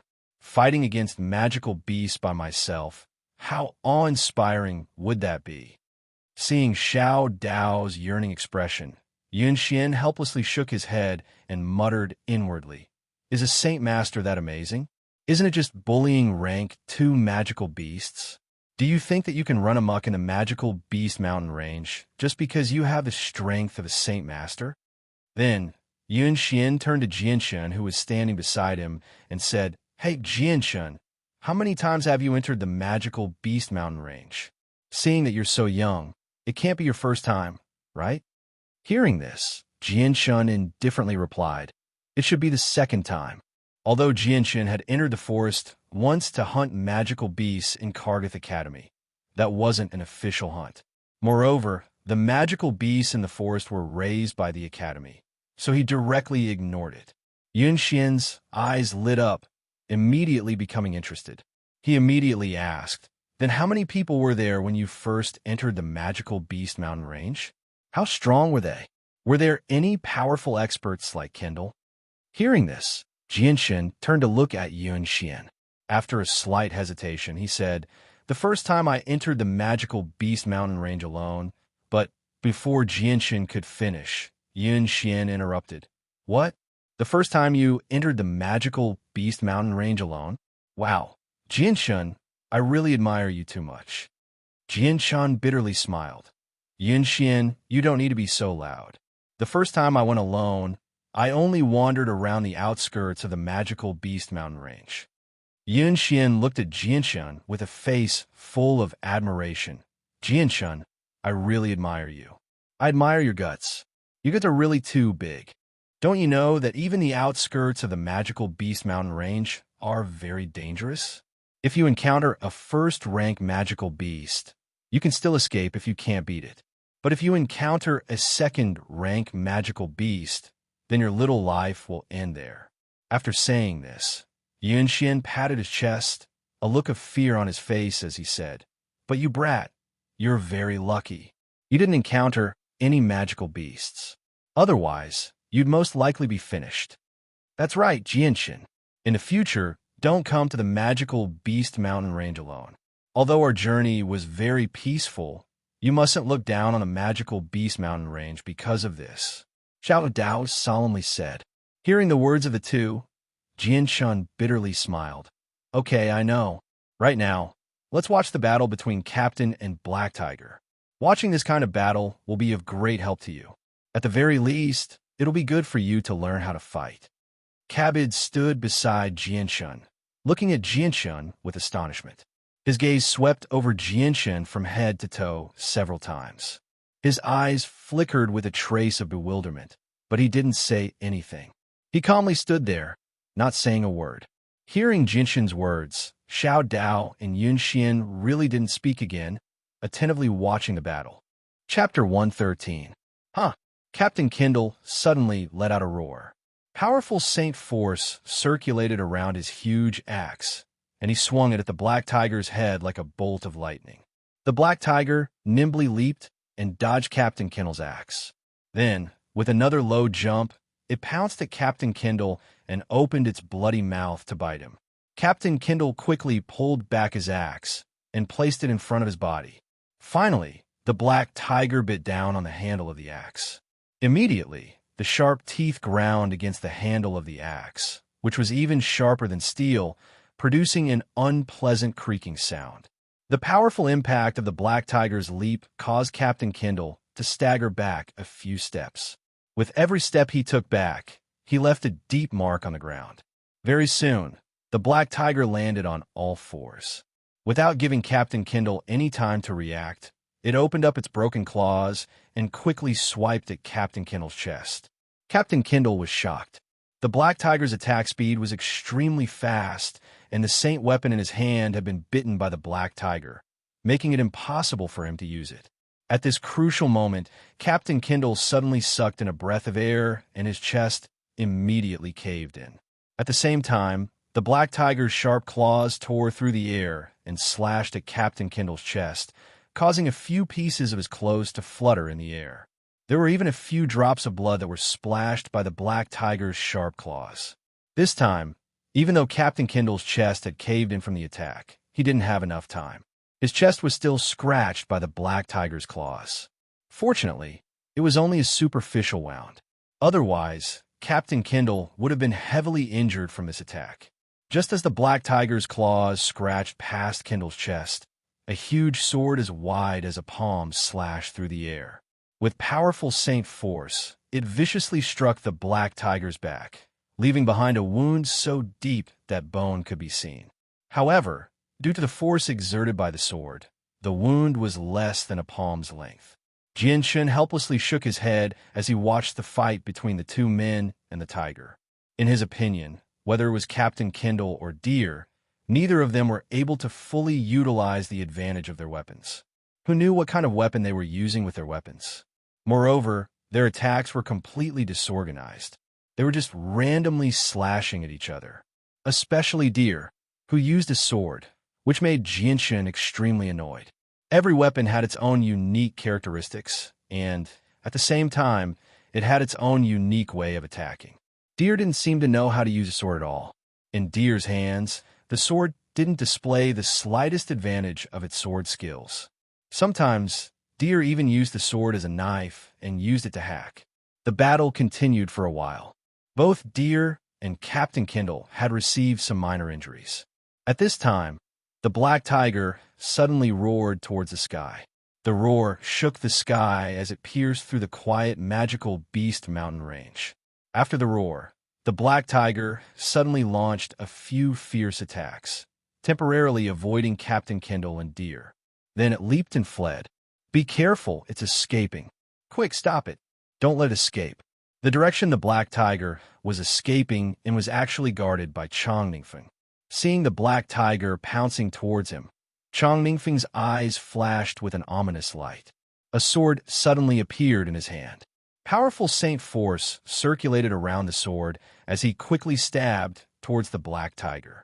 At this critical moment, Chong Ningfeng had to use all his strength to stop the Black Tiger. Otherwise, this long battle would have been in vain. When Chong Ningfeng made his move, the few mercenaries closest to him also quickly ran towards him. Leader Kindle and Deer also followed closely behind Black Tiger. Roar! The Black Tiger let out a deep roar as it waved its front claws. The remaining claws collided with Chong Ningfeng's sword. The powerful force from the claws directly shook the sword to the side. Afterward, the Black Tiger opened its huge mouth and bit towards Chong Ningfeng's head. Chong Ningfeng quickly retreated, and at the same time, he quickly withdrew his sword and then stabbed towards the Black Tiger's huge mouth. Ding! Just as the sword entered the Black Tiger's wide open mouth, the Black Tiger's mouth suddenly closed. It used its sharp and hard teeth to bite Chong Ningfeng's sword, making it impossible for Chong Ningfeng to pull the sword out of its mouth. "Die, you bastard!" At this moment, a loud shout came from behind the black tiger. Captain Kindle had already arrived behind the black tiger. He raised his huge axe high and chopped towards the black tiger. At the same time, Deer and the other great saints arrived in front of Chong Ningfeng to help him stall the black tiger. The black tiger abandoned the long sword in its mouth. Just as the giant axe in Kindle's hand was about to land on its body, the black tiger suddenly leaped nimbly and narrowly dodged the attack. Although the giant axe did not land on the black tiger's body, it still managed to cut through a layer of the black tiger's fur. Roar! The black tiger let out a painful howl, but didn't stop moving. It immediately turned around and ran in the opposite direction. However, the black tiger's escape route just happened to be facing Jianshan and the others who didn't participate in the battle. Seeing the black tiger running towards them, Xiao Dao, Yun Xian, and the others were frightened to the point that their faces changed greatly. They all cried out in alarm, hugged their heads, and immediately rolled to the side. As for Kabuto's, he immediately used his fastest speed to avoid the black tiger and ran into the distance. Only Jianshan was still standing there in a daze without moving. His expression didn't change at all. Jianshan dodged quickly. The KFC captain shouted and immediately ran up, trying to catch up to the black tiger and stop it. However, even though he had the strength of a saint expert, in terms of speed, he was still inferior to the second-ranked black tiger that was good at running. Seeing Jianshan in front of it, the black tiger's eyes flickered with an ominous scarlet light. It let out a low roar and suddenly jumped up, pouncing at Jianshan with extreme speed. Seeing Jianshan standing there without the slightest intention of dodging, the few great saints of the flame, mercenaries, all sighed helplessly, a trace of regret appearing on their faces. With regards to Jianshan's strength, everyone in the flame, mercenaries believed that he only had the strength of a saint. In front of this black tiger that even great saints would have a hard time dealing with, a saint could be said to have no power to resist. Even though the black tiger was heavily injured, the beast's ferocious nature buried in its bones was completely aroused. Not only did the black tiger's fighting strength not decrease, it even increased a bit. Seeing the black tiger pouncing over, Jianshan's calm eyes suddenly flashed with a sharp light. Soon after, the 2 fingers wide and 4 feet long silver white light wind sword suddenly appeared in his right hand. Soon after, a silver white light flashed in front of the black tiger. At the same time, Jianshan's body also turned, testing the distance of 1 step to the side. Bang! The black tiger's huge and cumbersome body heavily pounced on the place where Jianshan had just been standing, then its entire body stopped moving. In the next moment, bright red blood surged out from the black tiger's neck, slowly invading the surrounding soil along the uneven ground. Captain Kindle, who was rushing over, suddenly stopped. He stared blankly at the motionless black tiger on the ground, as well as Jianshan, who was quietly standing on the side, without any change in expression. His eyes were filled with shock and disbelief because just now, he clearly saw an unbelievably fast, blurry sword shadow flash before the black tiger's eyes. Soon after, the black tiger fell to the ground and stopped moving. Captain Kindle's gaze finally landed on the 2 fingers wide silver sword in Jianshan's hand. He saw that the sword was smooth and shiny, without the slightest trace of blood on it. But the more it was like this, the more shocked Captain Kindle felt. He saw that in a short moment, countless changes had occurred in Jianshan's gaze. Doubt, surprise, disbelief, and shock were all present in Captain Kindle's eyes. At this time, the remaining 5 great saints finally rushed over. The 5 of them didn't discover that the black tiger was already dead. As soon as they arrived, the 5 of them surrounded the black tiger and immediately chopped at its body with their weapons. This magical beast is already dead. There's no need to fight anymore. Just as the 5 holy weapons were about to pierce the black tiger's body, Captain Kindle's slightly trembling voice sounded. Hearing this, the 5 great saints were all stunned. The holy weapons that were chopping down also stopped in midair. Then, the 5 of them uniformly looked at the black tiger under their feet and carefully examined it. Only now did the five of them clearly see that there was blood flowing out from the black tiger's neck. The black tiger's originally ferocious crimson eyes had also become empty and lifeless. Strange, how did this black tiger die? It was still alive and kicking a moment ago. How did it suddenly die? Hoopa asked with a puzzled expression. Hearing his words, the remaining four great saints exchanged glances with each other, their faces filled with confusion. Captain Kindle looked deeply at Jianshan and said, "This black tiger was killed by Jianshan." "What? Jianshan killed it? Captain, you're not joking, right?" Hearing Captain Kindle's words, Xiao Dao immediately jumped up and said with a face full of disbelief. Chapter 114. With regards to Jianshan's strength, the entire Flame Mercenary group felt that he was only a saint. After all, Jianshan's mercenary badge was only D rank. Moreover, the most important factor was that Jianshan was just too young. In the Tian Yuan continent, becoming a saint at the age of 20 was already a very bright future. They really couldn't imagine that Jianshan, who looked to be in his early 20s, would actually have the strength to easily kill a second-rank magical beast. Moreover, there was another reason. Among everyone present, besides Kindle who saw a blurry sword shadow, no one else was able to see how or when Jianshan had killed the black tiger. Kindle's gaze lingered on the slender light wind sword in Jianshan's hand for a while before he calmed down. He smiled and said, "Since you don't believe me, then go and ask Jianshan yourself." Kindle's tone actually carried a trace of excitement. His group had gained another expert. How could he not be excited? Xiao Dao was the first to be unable to hold back and immediately walked in front of Jianshan. He first looked at Jianshan from head to toe before his gaze landed on the bloodless light wind sword in his hand. He then said, "Jianshan, you have to be honest with me. Did you kill this black tiger?" Jianshan nodded slightly when he saw Xiao Dao's face filled with both anticipation and disbelief. He said, "That's right, it's me." Jianshan did not plan on hiding his strength at all, so he straightforwardly told him the truth. "Why, no way." Xiao Dao's eyes widened as he looked at Jianshan in disbelief. He cried out in alarm, "Jianshan, did you really kill this second-rank magical beast? How did you kill it? Why didn't I see it?" Hearing Xiao Dao's words, everyone except Kindle stared at him. They also felt that it was very strange how Jianshan had killed the magical beast. This was because when the black tiger was about to pounce on Jianshan, Jianshan's body suddenly took a step to the side, and a slender long sword appeared in his hand. As for how Jianshan had killed the black tiger, not a single one of them had noticed. Among everyone present, there was only one person who looked at Jianshan differently, and that was Kabooters. Kabooters looked at Jianshan with an expression that said, "Just as I expected."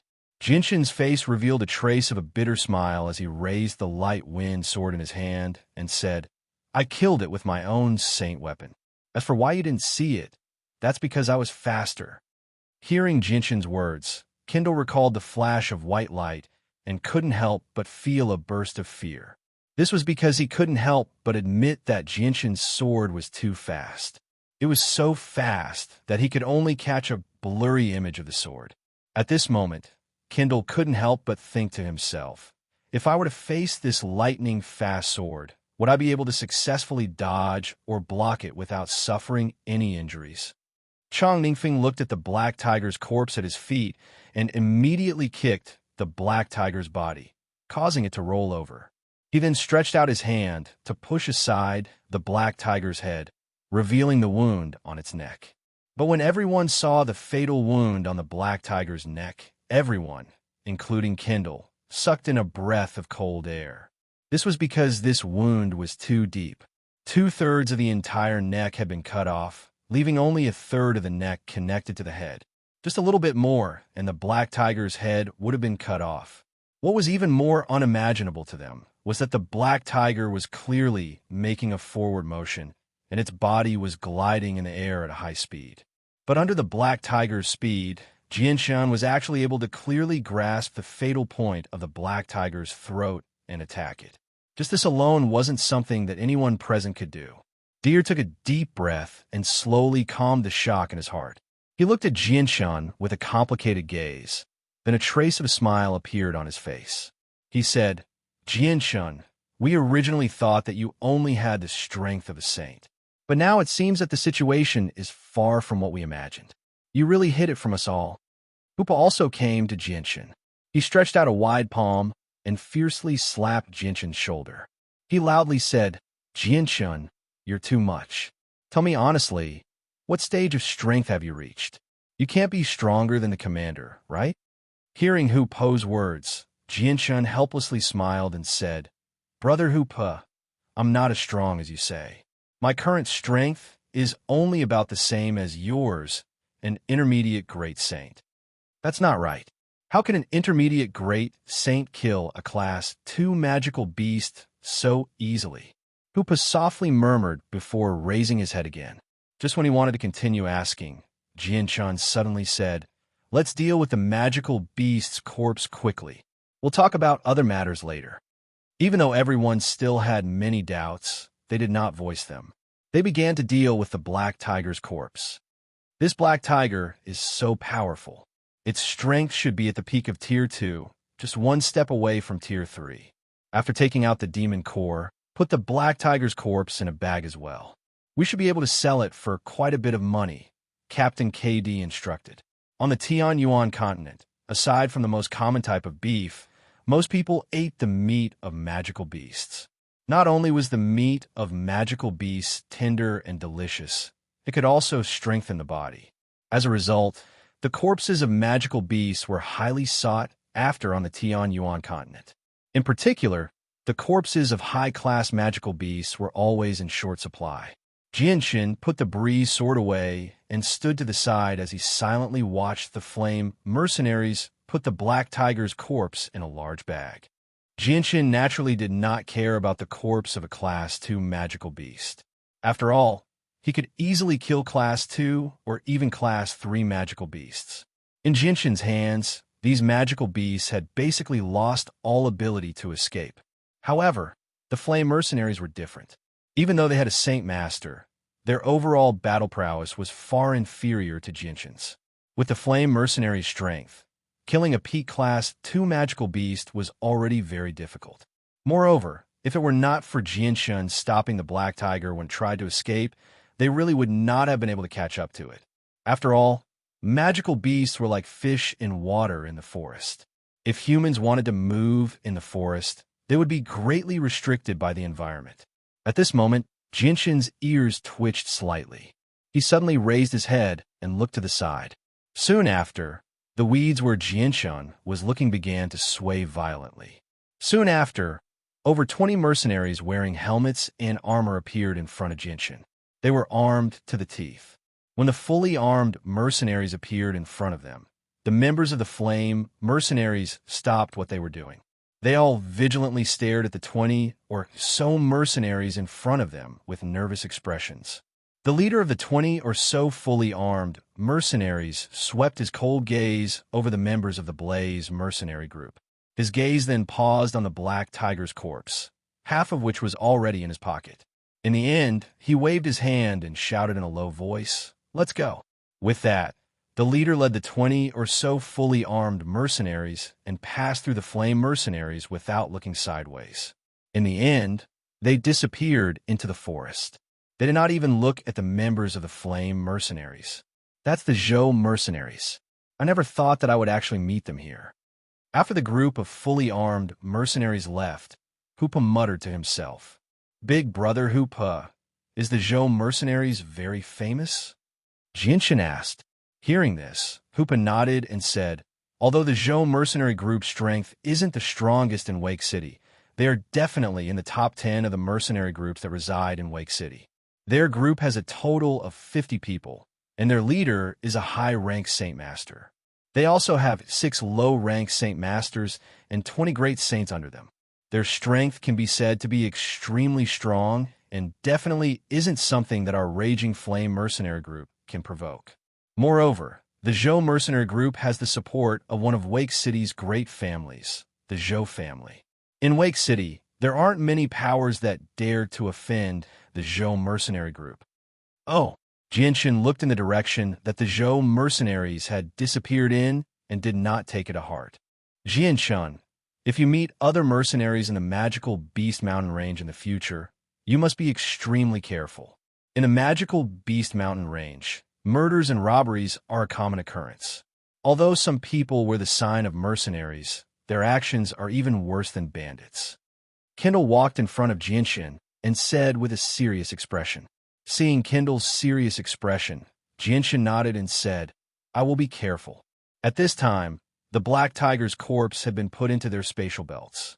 Kendall ordered, "Right now, there are already second-rank magical beasts roaming around here. If we go deeper, we might encounter even more powerful third-rank magical beasts.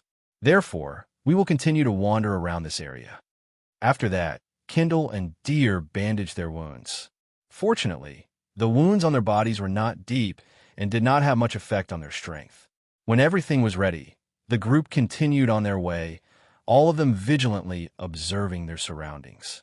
When the group had just walked for a while, Jianshun once again discovered traces of a magical beast.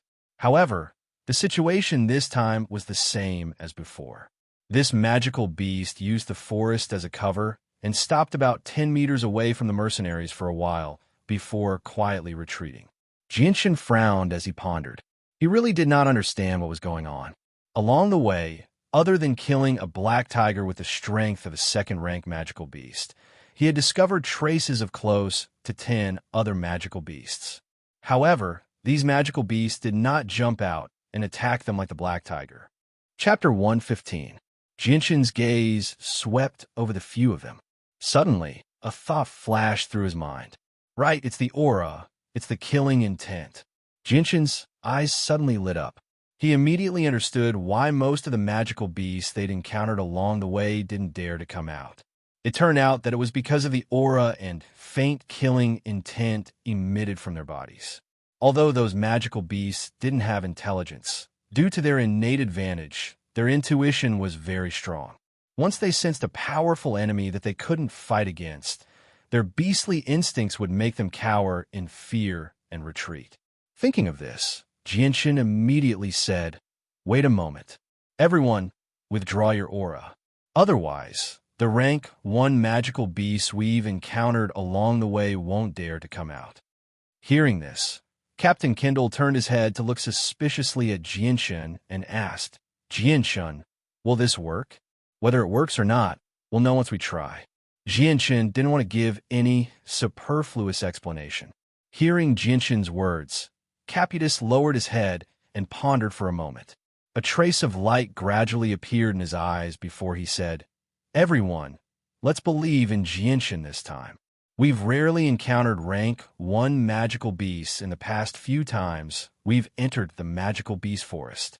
I've been suspicious about this situation for a long time, but I haven't been able to find an answer. Perhaps the situation really is as Jianshun says. Since even Caputus says so, we'll do as Jianshun says." The ones who spoke were the usually taciturn Joe Dakai and his brother. Although Caputus only had the strength of a saint, due to his intelligence, he had come up with many good ideas for the Flame Mercenary Group. Therefore, his words had a certain degree of persuasiveness to everyone. Following that, everyone followed Jianshun's instructions and kept their chi into their bodies. None of it leaked out. Just as everyone maintained this state for less than 3 kilometers, they encountered a Class 1 magical beast that took the initiative to attack them. This discovery made the Flame Mercenaries overjoyed. Although the price of a Class 1 monster core was much lower than that of a Class 2 monster core, hunting a Class 1 magical beast was extremely easy for them. Once they killed a Class 1 magical beast, their harvest would be even more bountiful. Haha, we've finally encountered a rank 1 magical beast. Leader Kendall, leave this magical beast to me, Caputus, and Yuxian. Xiao Dao shouted loudly in excitement. Soon after, a 2-chi-long dagger appeared in his hand. He took the lead to attack the Class 1 magical beast, while Caputus and Yuxian followed closely behind. Seeing the 2-chi-long dagger in Xiao Dao's hand, Jianshun shook his head. No wonder he was called Xiao Dao. It turned out that the sacred weapon that Xiao Dao cultivated with was also a dagger. Immediately after, Jinshin's gaze swept past Yu Xian and Caputus. He saw that both of their sacred weapons were two-handed greatswords. Next, Xiao Dao's group of 3 fought fiercely with the Class 1 magical beast. None of the 3 of them were much weaker than the Class 1 magical beast, so the battle was more frightening than dangerous. In the end, after a short fight, the 3 of them finally killed the Class 1 magical beast. As for their battle, Jinshin and the others who possessed the strength of a great saint didn't have any intention of interfering. It was equivalent to using the Class 1 magical beast as practice for Xiao Dao's group of 3. Along the way, they would encounter the attacks of Class 1 or Class 2 magical beasts almost every time they walked. This situation also allowed everyone to confirm that Jinshin's method was indeed effective. At night, everyone found an open area to rest. Then, they made a large bonfire and roasted the magical beast's meat while cleaning up the spoils of war that they had obtained today. Sitting in front of the bonfire, everyone used the flickering flames to look at the small pile of magical beast cores placed in front of Leader Kindle. Each of their faces revealed a very happy smile. Everyone, I will now announce today's harvest. Leader Kindle had a happy smile on his face. He looked around and then continued. Today, we have obtained a total of 20 magical beast cores. Among them, there are 7 Class 2 magical beast cores and 13 Class 1 magical beast cores. This amount is 4 to 5 times our previous harvest. Leader Kindle practically roared out the last sentence. From this, it could be seen how excited he was in his heart. Haha, this is all thanks to Jinshin. If it wasn't for his advice, I'm afraid we wouldn't even have encountered a Class 1 magical beast today. Hoopa drank a mouthful of wine and laughed loudly. Chong Ningfeng also chuckled and said, Hoopa is right. Today's harvest is all thanks to little brother Jinshin. Moreover, among the 7 Class 2 magical beasts, Jinshin alone killed 3. Come, little brother Jinshin, drink a mouthful. As he spoke, Chong Ningfeng handed the wine jug in his hand to Jinshin. Jinshin didn't stand on ceremony and took a big gulp from the jug of wine Chong Ningfeng handed over. He smiled and said, Everyone don't say that. When it comes to contributions, everyone has contributed.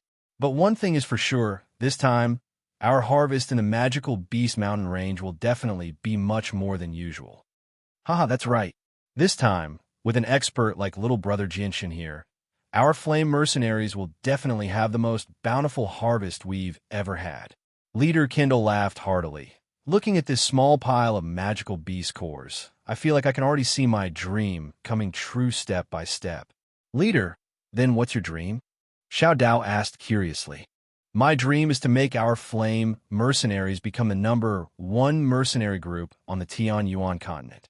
Leader Kindle laughed heartily and said in an impassioned tone, This is the greatest dream of my life.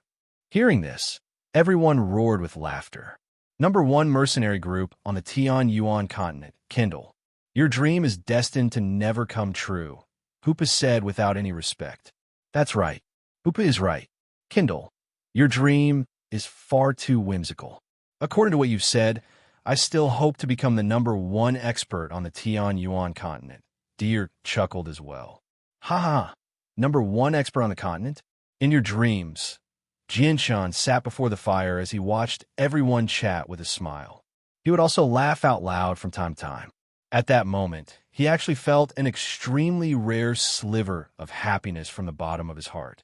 Although they were all joking around, the deep friendship that they unintentionally revealed unknowingly affected Jinshin's soul.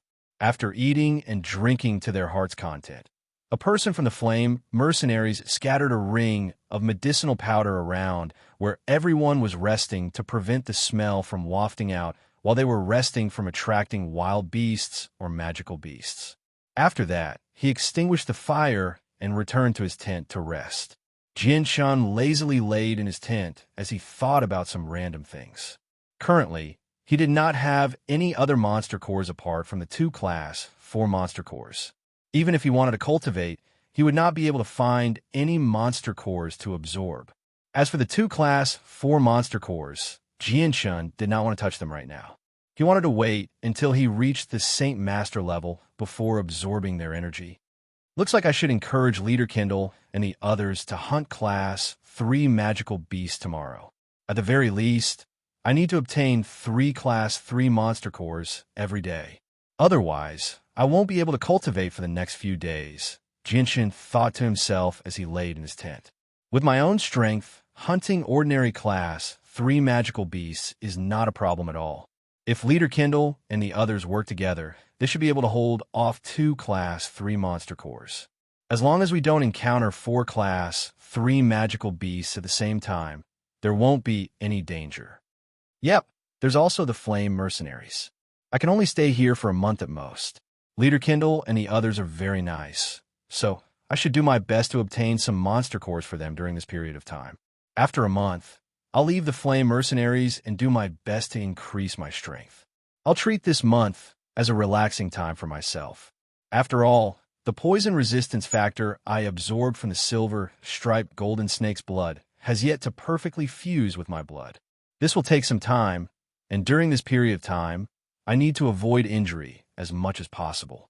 Once I'm injured, the poison resistance factor in my blood will decrease with the loss of blood. Only when the poison resistance factor has perfectly fused with my blood will the circulation of my blood transform my entire body, causing my entire body to possess the poison resistance factor. Only then will my blood naturally possess the poison resistance factor. From then on, not only will I be immune to all poisons, my blood will also be able to detoxify others. As long as I don't encounter a poison stronger than the silver-striped golden snakes, there's no poison that my blood can't neutralize. Jian Chun lay in his tent late into the night. Countless thoughts flashed through his mind, as well as his future plans.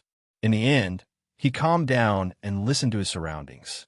After confirming that it was safe, he sat down in his tent again and silently absorbed the energy of the world to cultivate. Chapter 116. The next morning, when the sky began to brighten, Jinshin slowly opened his eyes after absorbing the energy of the world for an entire night. Sensing that his saint force had not increased at all, Jinshin let out a long sigh. Although the rate at which he absorbed the energy of the world was much faster than before, almost all of it had been stolen away by the 2 specks of light in his dantian. The amount that he could absorb himself was basically negligible. Leaving the tent, Jinshin stood outside and took in a few deep breaths of the fresh morning air. He then slowly raised his head and looked at the dense foliage above him. It was still early, so the sky was still hazy. It was not completely bright yet, and the east where the sun rose every day was always dusky. Jinshin shook his head in disappointment when he heard the soft breathing and occasional snoring from the other tents. With his hearing, he could easily tell that all the people of the Flame Mercenaries were sleeping. Not a single one of them was cultivating. Sigh, how can I increase my strength if I'm so lazy? Although talent is very important on the path of cultivation, diligence is even more important than talent. No matter how talented a person is, if they don't cultivate diligently, their achievements will be worse than someone with mediocre talent who cultivates diligently, Jinshin thought to himself. Afterward, Jinshin went to the woods to find some dry branches. He made a fire and made a simple grill. Then he put a few pieces of magical beast meat on the grill and roasted it. Perhaps he had been roused by the commotion outside, but Kindle's head popped out of the tent. Seeing Jinshin roasting meat, he smiled. Jinshin, you're up so early. Jinshin replied without even turning his head. It's almost dawn. It's not early. Kindle looked at the still hazy sky and chuckled. He did not say anything else before coming out of the tent and sitting down in front of the fire. Not long after Kindle came out, the other people of the Flame Mercenaries seemed to have been woken up by the noise outside. They all came out of their tents and immediately put their tents away into their space belts. Once everything was done, everyone gathered in front of the fire and sat down. Hoopa held a jug of alcohol as he drank by himself. Seeing that everyone was present, Jinshin raised his head and looked at Kindle. He said, Captain Kindle, what are your plans for the next operation? We'll obviously continue to hunt Class 1 and Class 2 magical beasts in this area. We'll stay in a magical beast mountain range for a few days and only leave after we've reaped a bountiful harvest, Kindle indifferently said Kindle. Jian-Shun fell silent for a while before speaking up again. Captain Kindle, I have a suggestion, but I don't know if I should say it. Kindle's gaze landed on Jian-Shun as he smiled. Jian-Shun, just say what you want to say. There's no need to hold back. Since you've joined our flame mercenaries, we're all brothers regardless of age. It's fine even if you say something wrong. My suggestion is that we go deeper and directly hunt class 3 magical beasts. Jian-Shun calmly looked at Kindle. What? Hunt class 3 magical beasts? Jian-Shun, are you crazy? A peak class 2 black tiger is already so hard to kill, let alone a class 3 magical beast. Xiao Dao looked at Jian-Shun in shock. Although the flame mercenaries had gained a mid-saint, Jian-Shun, in Xiao Dao's opinion, it would still be rather difficult for him to hunt class 3 magical beasts with such strength. Everyone frowned when they heard Jian-Shun's suggestion. Although the flame mercenaries had a beginner saint master and 6 great saints, magical beasts were definitely much more powerful than humans of the same level due to their innate advantage. Unless they possessed battle skills or elemental saint force, it was basically impossible for a human to kill a magical beast of the same level as them. Even if they could, they would have to pay an extremely heavy price. On the other hand, the flame mercenaries would be able to barely kill class 3 magical beasts that appeared in the magical beast mountain range if they encountered a class 3 magical beast at the beginning. However, if they encountered a class 3 magical beast at the peak, the flame mercenaries would be powerless. After all, not only had Captain Kindle and Chong Ningfeng suffered some light injuries from killing a peak class 2 magical beast, but at the final moment, if it weren't for Jian-Shun's interference, they probably wouldn't have been able to kill the black tiger that was still at the peak of class 2. As a result, Jian-Shun's suggestion of hunting a class 3 magical beast was undoubtedly suicidal in the eyes of the flame mercenaries. A strange light flashed through Caputus's eyes as he looked at Jian-Shun.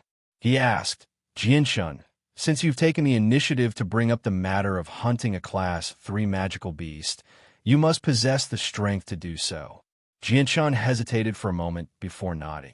As long as we don't encounter 3 class 3 magical beasts at the same time, we won't be in any danger at all. Everyone's eyes lit up. They looked at Jian-Shun with shock, surprise, doubt, disbelief, and many other complicated gazes. Jian-Shun, is what you said true?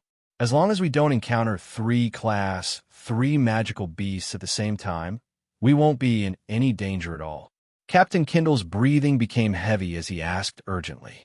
If it really was as safe as Jian-Shun said, then Captain Kindle would definitely drag Jian-Shun to hunt a class 3 magical beast no matter what. After all, the value of a class 3 magical beast corpse in Monster Core was several times greater than that of a class 2 magical beast. Jian-Shun, do you really have the strength to kill a class 3 magical beast? Deer's voice was filled with disbelief. Although Jian-Shun had killed a peak class 2 black tiger before, that black tiger had been heavily injured. Its strength could not be compared to a class 3 magical beast at full strength. Yeah, Jian-Shun, you can't be careless in this matter.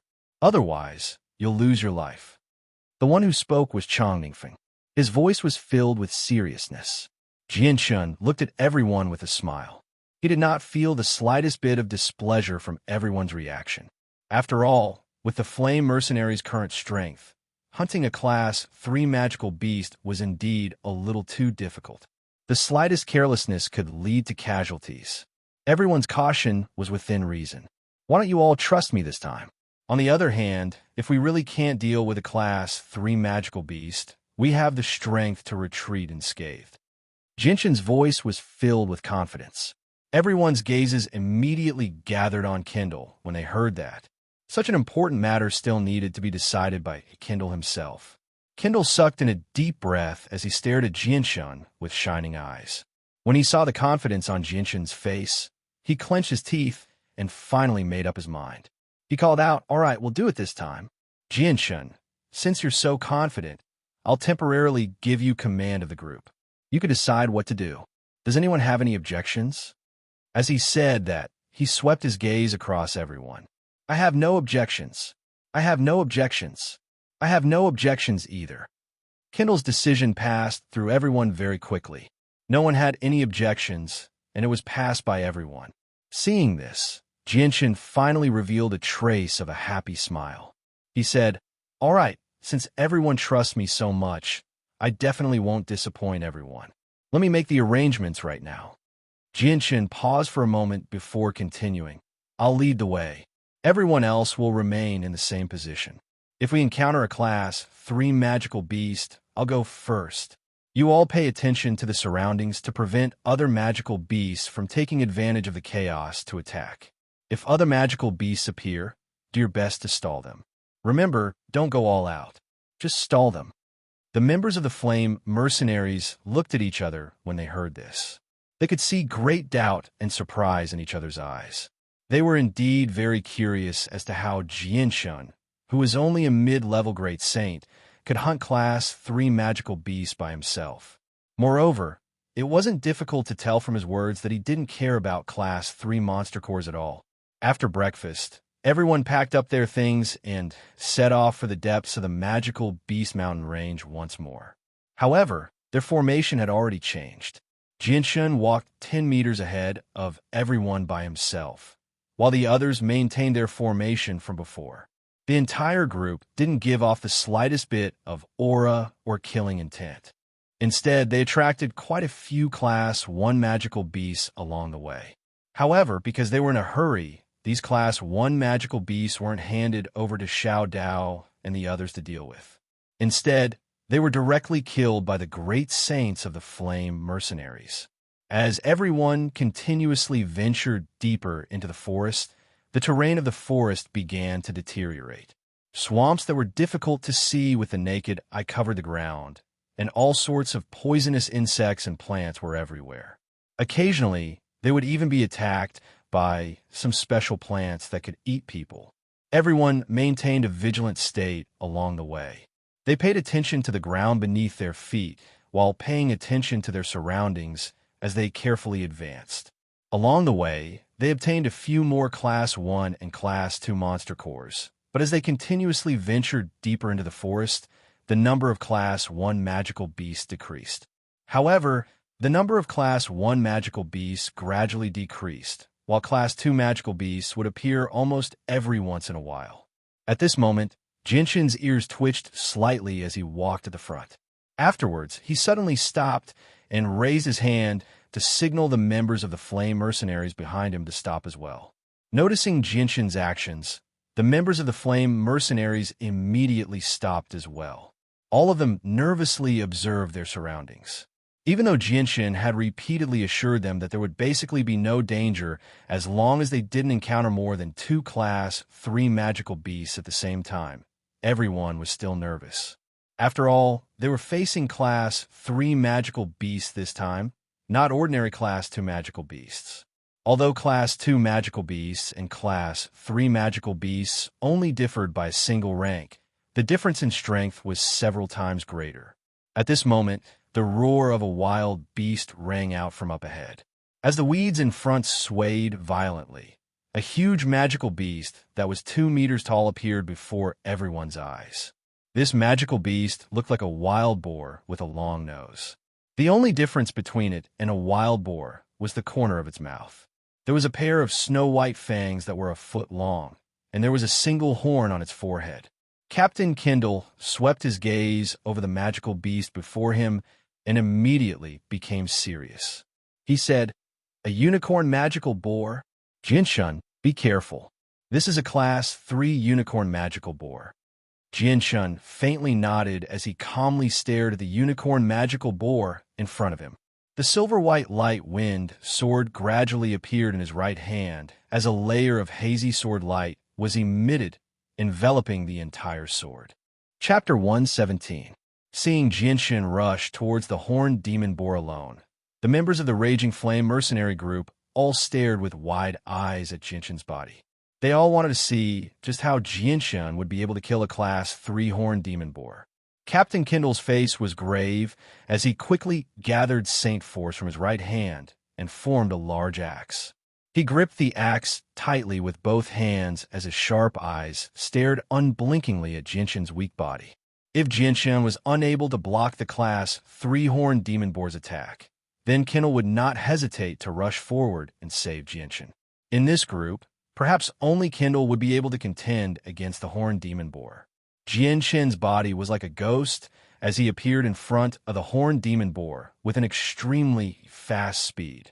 The light wind sword in his hand turned into a silvery white light, as if it had turned into a bolt of lightning as it pierced towards the horned demon boar's throat. A vicious light flickered in the single-horned demon boar's eyes as it stared at the incoming silver white light. A sliver of graveness appeared in its eyes as it produced a deep growl. Its heavy body quickly retreated as it tried its best to twist its upper body to the side in an attempt to dodge Jianshan's attack. Although the horned demon boar tried its best to dodge, its large body was just too heavy. Adding on the fact that speed was the horned demon boar's weakness, it was impossible for it to dodge Jianshan's lightning-fast attack. Pooh! The light wind sword pierced deeply into the single-horned demon boar's throat, ending its life in an instant. Following that, the single-horned demon boar's body suddenly stiffened, and its pair of large eyes gradually lost its shape. In the end, it didn't even have time to scream before its entire body fell to the ground. Jianshan pulled the light wind sword out of the horned demon boar's throat, and with a thought, the blood on the sword began to flow and gather at the tip of the sword. Finally, the blood dripped down the sword and dripped to the ground. Putting the light wind sword back into his body, Jianshan's face revealed a satisfied smile. Ever since he had reached the intermediate Great Saint realm, his battle prowess had increased by a lot. Whether it was his speed or the light wind sword's sharpness, they had all increased by a lot. Now, it was much easier for him to kill Class 3 horned demon boars. Looking at the Class 3 horned demon boar lying on the ground, Jianshan calmly said, "Captain Kindle, I'll leave this Class 3 horned demon boar's corpse to you guys." After Jianshan finished speaking, not a single sound came from behind him. Noticing the strangeness behind him, Jianshan turned around to look. He saw that everyone from the Raging Flame mercenary group had their eyes wide open as they stared blankly at the horned demon boar lying on the ground. Their faces were filled with shock and disbelief. Seeing the wonderful expressions on everyone's faces, Jianshan bitterly smiled and shook his head. In the eyes of the Raging Flame mercenary group, a Class 3 horned demon boar was something that even if they gathered all of their strength, it would still be very difficult to kill. But with just one attack, he had completely ended the life of this Class 3 horned demon boar. Anyone would be shocked by this scene. After everyone was stunned for a while, Captain Kindle was the first to recover. He let out a long breath and slowly suppressed the shock in his heart. Looking at Jianshan with a complicated gaze, he sighed. "Jianshan, your strength hasn't changed at all. You're too abnormal. How could a Class 3 horned demon boar be so weak in your hands? You killed it so effortlessly. This is a Class 3 horned demon boar we're talking about." Afterward, the others all returned to their senses. They all looked at Jianshan with complicated gazes. Their eyes were filled with shock and disbelief. Chang Ningfeng let out a long sigh and lamented, "Sigh, it's really hard to imagine that this was actually a Class 3 horned demon beast. I'm almost beginning to suspect that this horned demon boar is a Class 1 horned demon beast." Hearing that, everyone nodded in agreement. At this moment, Deer said, "Jianshan, are you really only a mid-great saint? Seeing how you can kill a Class 3 horned demon beast so easily, I'm almost beginning to suspect that you're already a great saint master or even an earth saint master." Deer looked at Jianshan with a complicated gaze that contained some envy. After all, it would be a lie to say that he wasn't envious of Jianshan for possessing such great strength at such a young age. Kabooters hesitated for a moment before saying, "Jianshan, was that a high-tier battle skill you just used? I completely didn't see when your sword pierced the horned demon boar's neck." "Yeah, I didn't see it clearly either. I didn't even see a shadow."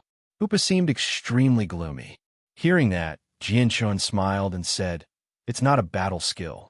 It's just that the speed of my sword was a little faster. It was actually so fast that I couldn't see it clearly. Isn't that speed a little too terrifying?" Deer said in a low voice. Captain Kindle arrived in front of the horned demon boar and said, "All right, Now isn't the time to discuss this. Everyone come over and deal with the corpse of this horned demon boar. Afterward, everyone arrived in front of the horned demon boar. Xiao Dao took out his saint weapon and viciously stabbed at the horned demon boar's stomach in an attempt to extract the monster core. However, after stabbing with all his strength, Xiao Dao only managed to leave a finger-wide wound on the horned demon boar's body. Although the horned demon boar's defense was not outstanding, it was still a Class 3 magical beast after all. Magical beasts were famous for their thick hides. With the Xiao Dao saint strength, it was impossible for him to cut open the horned demon boar's stomach without using a great deal of strength. Seeing the finger-long wound that Xiao Dao had left on the horned demon boar's stomach, Deer helplessly shook his head. He arrived in front of Xiao Dao and said, "Xiao Dao, let me do it." As he said that, Saint force surged from Deer's right hand and gradually formed a huge two-handed sword. The hides of Class 3 magical beasts are really thick. I've learned a lot today. Xiao Dao cursed and obediently moved aside. Afterward, Deer used the two-handed sword to cut open the horned demon boar's stomach and successfully extracted a Class 3 monster core covered in blood. After wiping the blood off, he glanced at Jianshan and Kendall. After a slight hesitation, he took the monster core to Jianshan and said, "Brother Jianshan, this horned demon boar was killed by you alone, so this monster core is still yours." Before Deer could finish, Jianshan interrupted him. "Uncle Deer, according to the rules of the group, this monster core should be given to Captain Kendall for safekeeping. We'll split in the end." That doesn't seem to be a good idea," Deer hesitated. "There's nothing bad about it. Uncle Deer, give it to Captain Kendall for safekeeping." Jinshin's face was resolute, and his tone left no room for discussion. "All right, then." Deer had no other choice but to hand the monster core to Captain Kendall. Kendall looked deeply at Jinshin and did not refuse. He directly extended his hand and received the Class 3 monster core. He said, "Since that's the case, I'll temporarily safekeep this monster core for you. Once we leave the magical Beast Mountain range, we'll split the spoils according to the amount of contribution." Afterward, everyone separated out a space and placed the horned demon boar's corpse inside before continuing on their journey. The corpse of a Class 3 magical beast could be sold for quite a bit of money. The flame mercenaries obviously would not let it go. Time quickly passed. Unknowingly, they had already spent 10 days in the magical Beast Mountain range. These 10 days were definitely the happiest time for everyone in the flame mercenaries. This was because apart from the first day, they had spent the remaining 9 days hunting Class 3 magical beasts under Jinshin's lead. As Jinshin's actual battle prowess had far surpassed Saint Master's, hunting Class 3 magical beasts was not difficult for him at all. Moreover, ever since he had reached mid-Great Saint, Jinshin had not been injured even once when he fought against Class 3 magical beasts. During this time, everyone in the Flame Mercenaries had long since become accustomed to the great strength Jinshin displayed. As Jinshin's strength was exposed, his status in the Flame Mercenaries continuously rose. Now, including Captain Kendall, practically everyone was either extremely respectful or extremely courteous to him. This was because in these 10 days, Jinshin had brought an extremely large amount of wealth to the Flame Mercenaries. During these 10 days, just Jinshin alone had killed over 100 Class 3 magical beasts and close to 300 Class 2 magical beasts. On the other hand, the Flame Mercenaries had very little to do. They had basically become the people who followed behind Jinshin and collected the corpses. Even so, they did not feel the slightest bit of resentment or injustice. Instead, they were extremely happy to collect the corpses. In their eyes, this was completely like bending over to pick up money. At night, a full moon hung high in the pitch-black night sky, emitting a layer of hazy moonlight that illuminated the world. And in a wide area of the mountain range of magical beasts, there was a large pile of torches burning fiercely. The dancing flames looked like dancing fairies. 10 people clad in animal skins were sitting in a circle around the bonfire. They were the Blazing Flame Mercenaries. Over the past few days, we've collected a total of 125 Class 3 magical beasts and 364 Class 2 magical beasts. There are fewer Class 1 magical beasts, less than 30. There are also a few Class 3 magical beast corpses. Captain Kindle excitedly announced their harvest from the past 10 days in a magical beast mountain range. Chapter 118. After 10 days of running around, I think our brothers are all tired. Moreover, we don't have much supplies left in our spatial belts. Thus, I think we should leave the magical beast mountain range early tomorrow morning and return to Wake City. After that, we can rest for a few days and relax. Does anyone have any objections? Captain Kindle said. Hearing this, everyone looked at Jianchen. Deer directly said, Jianchen, you should make the decision on this matter. Jianchen added branches to the fire as he said, Captain Kindle can make the decision. I don't mind. Hearing this, Kindle hesitated again before sweeping his gaze over everyone. Since little brother Jianchen doesn't have any objections, then let's leave the magical Beast Mountain range tomorrow morning and return to Wake City to rest for a few days. Moreover, Jianchen has been fighting Class 3 magical beasts non-stop these past few days. His body should be a bit tired. There was a rare trace of reluctance in Kindle's voice. Class 3 magical beasts were something the Flame mercenary group normally had to consider their own strength before even provoking them. However, they had been following behind Jianchen for the past few days. Just picking up Class 3 magical beast corpses was enough to make their hands go soft. This kind of situation was definitely an incomparably happy thing for everyone in the Flame mercenary group. If conditions permitted, everyone in the Flame mercenary group really hoped that they could stay here for a few more days. However, they were also very clear that Jianchen had been fighting Class 3 magical beasts nonstop for the past few days. Even though he hadn't suffered any injuries, it was inevitable that his body and mind would be tired. He still needed time to rest and properly adjust his body's condition. When we return, the first thing we have to do is get rid of the corpses in our space belts. The longer these things are stored, the less fresh they will be. When that time comes, their value will greatly decrease. Xiao Dao muttered as he touched the space belt around his waist. Following Xiao Dao's actions, everyone subconsciously reached out to touch the space belts around their waists. Right now, there were 1 or 2 or even 3 or 4 smaller Class 3 magical beast corpses in their space belts. The items in their space belts had all been gathered in Kindle's hands. After all, with their wealth, they didn't have any valuable items on them. Just at this moment, a fragrant smell wafted out from the fire. A few large pieces of magical beast meat on the rack had already turned golden. Drops of fat were being squeezed out of the meat and continuously dripped into the fire below, making sizzling sounds.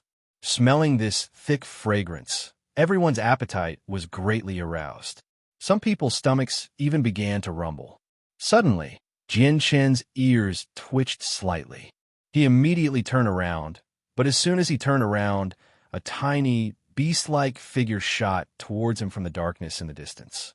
Jianchen only felt his vision blur as the tiny figure approached him. "Everyone be careful!"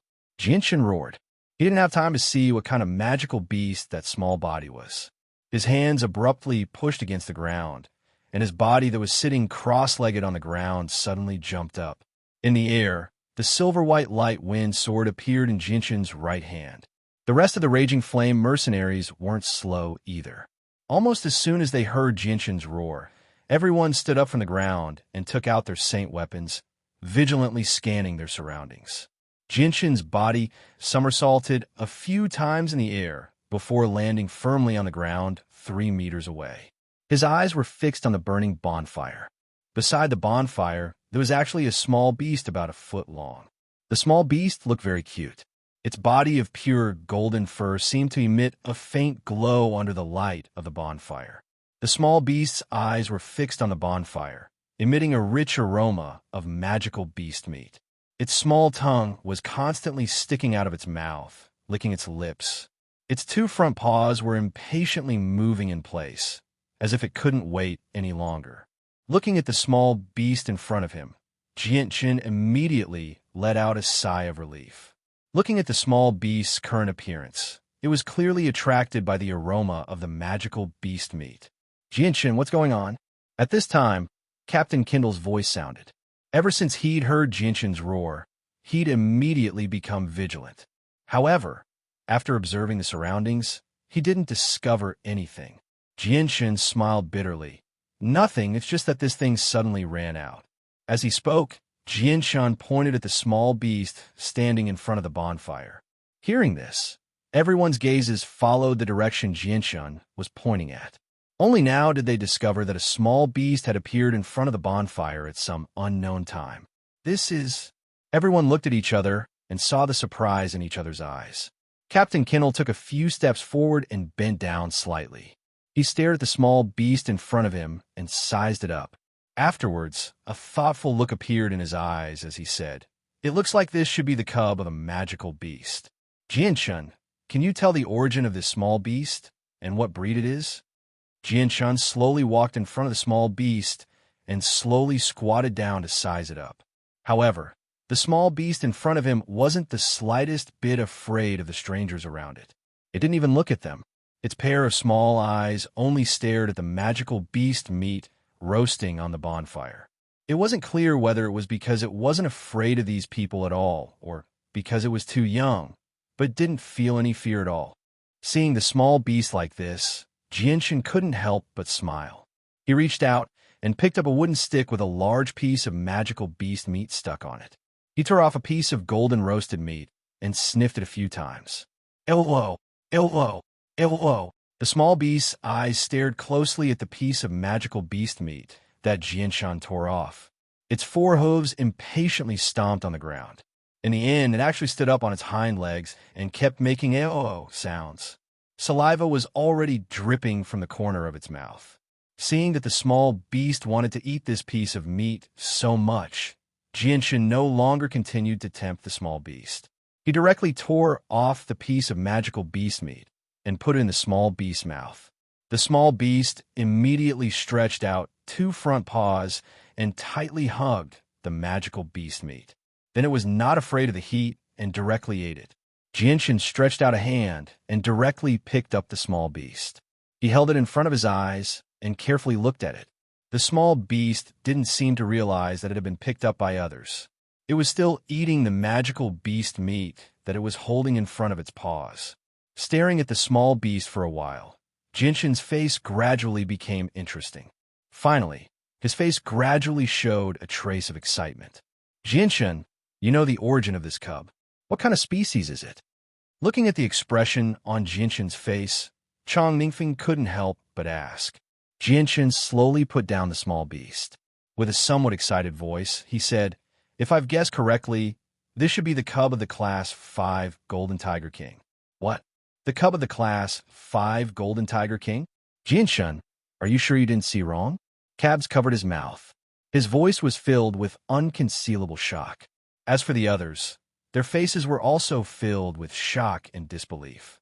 Although the cub of the Class 5 Golden Tiger King wasn't very strong when it was young, this kind of magical beast was blessed by the heavens. After reaching adulthood, it would directly possess the strength of an Earth Saint Master. It wouldn't encounter any obstacles along the way. It could be said that it would be smooth sailing. Moreover, it would have a lot of room for improvement in the future. It wasn't like other magical beasts. After reaching adulthood, they would have to go through a long period of cultivation to increase their strength step by step. Whether they could cultivate to the level of a Class 5 magical beast was still unknown. Jinshin stared at the little beast that was eating with relish. He said, "It shouldn't be wrong." In the library of Kargath Academy, Jinshin had read quite a lot about magical beasts.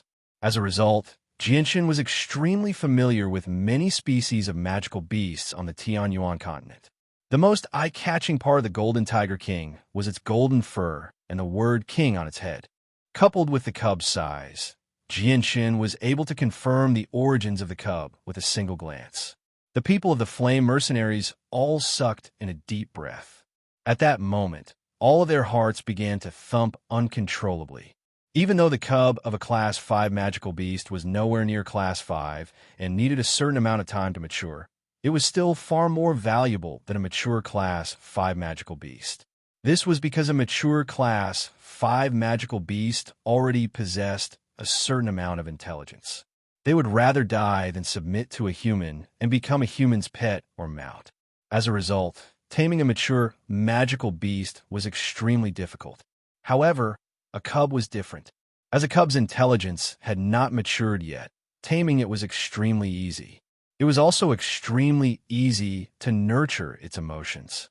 Once a cub of a Class 5 magical beast was tamed from a young age, not only would it possess the strength of a Class 5 magical beast by the time it reached adulthood, but it would also have a lot of room for growth. It was extremely possible for it to reach Class 6 or even Class 7. Most importantly, at that time, the mature magical beast would have already developed deep feelings for the human that fed it. As a result, it would be possible to obtain a powerful magical beast without spending too much effort. Once a magical beast recognized a master, its loyalty would be extremely high. It would never harbor any thoughts of betrayal in its entire life. As a result, a cub of a Class 5 magical beast was basically a priceless existence on the market. If a cub of a Class 5 magical beast suddenly appeared somewhere, there would definitely be quite a few powerful organizations fighting over it. I never thought that we would actually find a cub of a Class 5 magical beast, and it's one that delivered itself to us. Our luck is just too good, Xiao Dao said excitedly. If I were to sell this 5th order cub, I wonder how much I would be able to get. Hupo's face was also filled with excitement. He looked at the golden-furred Tiger King cub, as if he was looking at a glittering mountain of gold. Chapter 119. After all, the cub was a living creature and couldn't be placed in a spatial belt. Otherwise, it wouldn't be able to survive. If they were to leave the cub outside, there was a high chance that they would meet people who knew their stuff. Once the news of the Golden Fur Tiger King's cub was leaked out, it would attract a lot of experts or powerful forces. With the Flame mercenary group's current strength, they simply didn't have the ability to deal with these matters. Moreover, the cub was a living creature and couldn't be placed in a spatial belt. Otherwise, it wouldn't be able to survive. Once the cub was placed outside, there was a high chance that they would meet people who knew their stuff. Once the news of the Golden Fur Tiger King's cub was leaked out, it would definitely attract a lot of experts or powerful forces.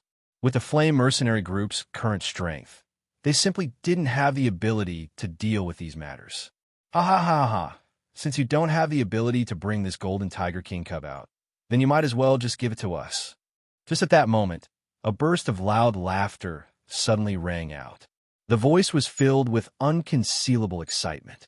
Soon after, a figure flickered in the darkness, and a large group of people suddenly appeared, quickly surrounding the Flame mercenary group. There were nearly 20 people in total, all of them wearing armor and helmets. Many of their armors were broken and had bloodstains on them. It was obvious at a glance that they had been through a battle. Seeing the sudden appearance of such a large group of people, the expressions of the Flame mercenary group immediately became ugly. However, when they saw the small insignia hanging on their chests, all of their expressions changed greatly. Captain Kindle's face was somewhat pale as he stared at these people and said in a low voice, "It's actually the Zhou mercenary group." His voice was somewhat trembling. Ha ha ha. At least you have some insight to recognize us. If you know what's good for you, then immediately hand over the cub to us. Otherwise, you should know the consequences. The person who spoke seemed to be the leader. The leader indifferently swept his gaze over the Flame mercenary group, his eyes filled with disdain. Then his gaze landed on the little cub that was eating the meat with relish in front of the bonfire. The excitement in his eyes was difficult to conceal. Not a single person from the Flame mercenary group spoke. Everyone's expression became incomparably serious. Jinshin's gaze swept over the armored members of the Zhou mercenary group. Just by sensing their auras, he already had a rough idea of the Zhou mercenary group's strength. Among them, aside from 2 Saint Masters, everyone else had the strength of a great saint. Moreover, even the 2 Saint Masters were a level higher than Captain Kindle, having reached the level of a mid-saint. Jianshan inwardly let out a sigh of relief. At least these people in front of him. As long as there weren't any Saint Masters, there wouldn't be any big problems. Ayo! Roar! At this moment, the little cub had already finished eating the meat in its mouth. Its small eyes stared at the even larger pieces of meat on the bonfire as it continuously cried out. It looked like it still wasn't full, completely unaware that danger had already descended upon it. Jian-chun slowly squatted down and carefully held the little beast in his arms. Immediately, the gazes of the 20 or so people from the Zhou mercenary group all fell on Jian-chun. Each and every one of them stared fiercely at him, filled with killing intent. "Brat, hurry up and give the cub to me. Otherwise, you'll die right now," the leader of the Zhou mercenary group yelled at Jian-chun. Hearing this, Jian-chun calmly stared at the person who spoke. Not only was he not angry at all, he even had a slight smile on his face as he calmly said, "I'm afraid that even if I give the cub to you, you still won't let us go. That's because you're afraid that we'll leak the news and bring you a completely avoidable trouble. Moreover, it'll be an extremely big trouble." The leader coldly laughed as he stared at Jian-chun. He coldly said, "You're very smart, but sometimes the smarter a person is, the faster they'll die. Therefore, sometimes people shouldn't be too smart. If they're stupid, they'll live a little longer." Following his words, a powerful saint force gathered in the leader's hand and quickly formed a long sword. The leader held the long sword in his hand and pointed it at Jian-chun. He said in a deep voice, "Brat, I'll give you one last chance. Obediently hand over the cub. Otherwise, I swear that you'll die a very miserable death." As soon as the leader finished speaking, the other members of the Zhou mercenary group all drew their saint weapons. At the same time, their presences radiated from their bodies, pressing toward Jian-chun.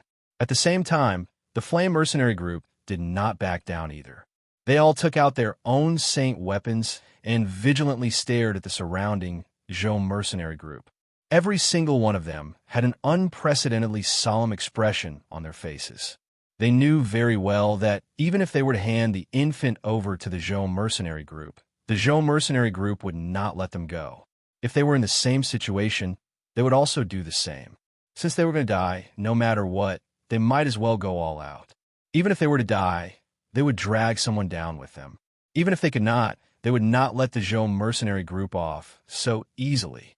Seeing the reactions of the Flame mercenaries, a sliver of disdain appeared in the eyes of the leader of the Zhou mercenary group. He then turned to Jian-chun and said in a deep voice, "Brat, are you really not going to hand it over? If you hand over the cub, I can let you live."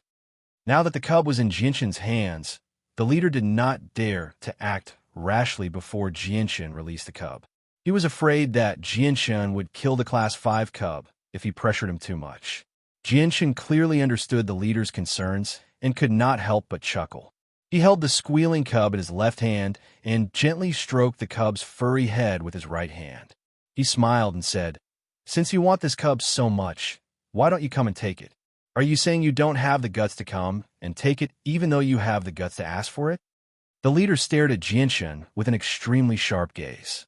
He had a bad feeling about Jian-chun's calm expression because Jian-chun's demeanor was far too abnormal. He could not figure out what was going on. The leader tilted his head slightly and said to a mercenary beside him, "You, go and take the cub." "Yes." The mercenary did not hesitate in the slightest. He immediately and carefully walked forward, attempting to snatch the cub from Jian-chun's hands. When a mercenary arrived in front of Jian-chun with a face full of vigilance, Jian-chun did not make the slightest move. He still stood there with a smile on his face. Even so, the mercenary did not dare to relax in the slightest. He slowly extended his hand and carefully tried to grab the cub in Jian-chun's hands. At the same time, the Zhou Mercenary Company's mercenaries also tightened their grip on the holy weapons in their hands as they stared at Jian-chun. The leader also became nervous. Very quickly, the mercenary's hand successfully grabbed the cub. He did not care about the cub's fierce struggle as he slowly lifted it up.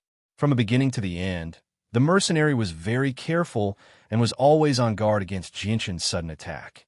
However, Jian-chun's gaze turned cold as a silver-white longsword suddenly appeared in his right hand. It then turned into a silver-white ray of light and pierced towards the mercenary's throat with lightning speed. Even though the mercenary had always been on guard against Jianshun, the speed of this sword was still too fast for him. The mercenary could only see a flash of silver-white light, and then he felt a pain in his throat, and in front of him, a silver-white long sword suddenly appeared. In the next moment, an intense feeling of suffocation came over him, and the mercenary didn't even have time to let out a scream before he fell to the ground. The fifth-level cub in his hand also fell to the ground from the air, crying out in pain. Jianshun's sword was really too fast. Even though the mercenary was always on guard against Jianshun's sudden attack, when Jianshun moved towards him, he was still unable to dodge the sword that had already surpassed his mental reaction. The leader of the Zhou mercenary company stared blankly at the mercenary whose throat was pierced by Jianshun's sword. His face was full of disbelief, and his heart was filled with horror. Jianshun's sudden sword was so fast that even with his strength as a high-level Saint Master, he could only catch a vague shadow of the sword. He could not see it clearly at all. In a short moment, the leader came back to his senses and forcefully suppressed the shock in his heart. He immediately ordered, "Everyone attack. Kill without mercy. Be careful not to hurt the cub."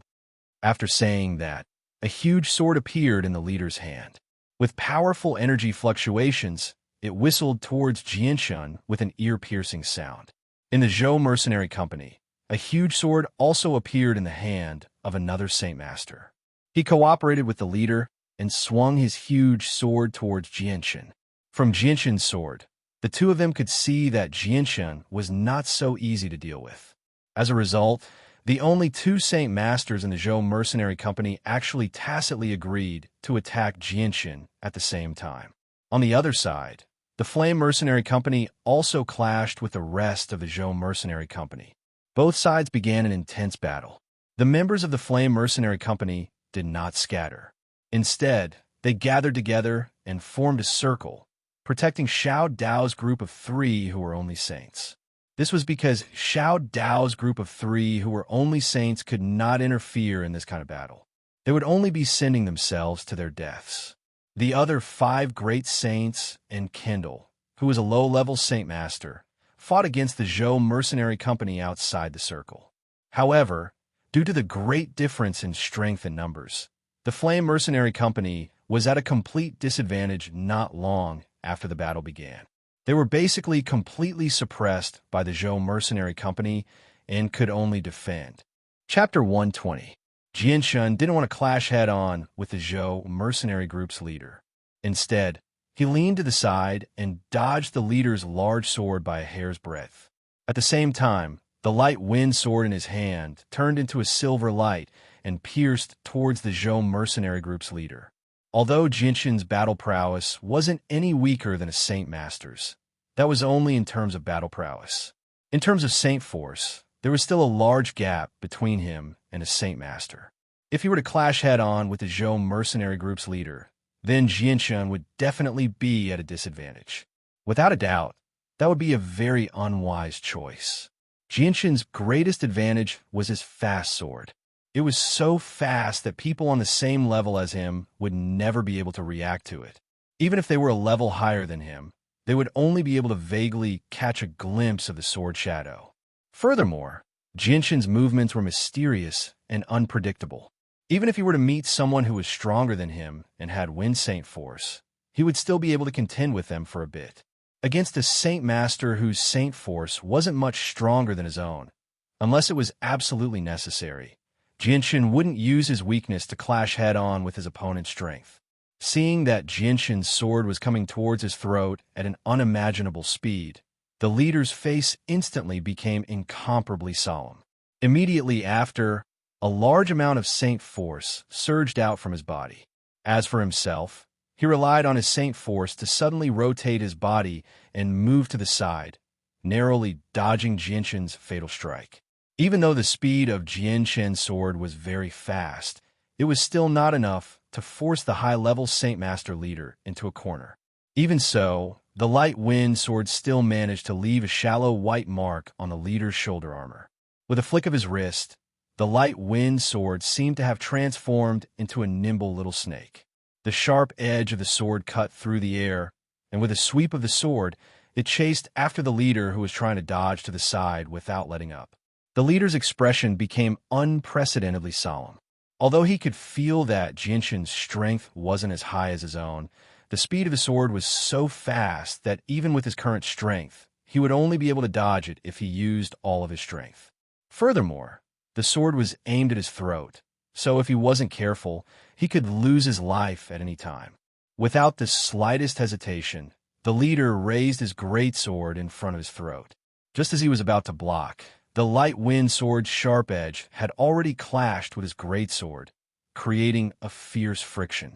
Although the light wind sword didn't pierce the leader's body, the sharp and powerful sword chi coming from the light wind sword was enough to shock the leader.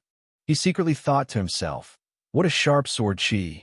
What kind of technique does this brat practice? Could it be that he uses a battle skill?"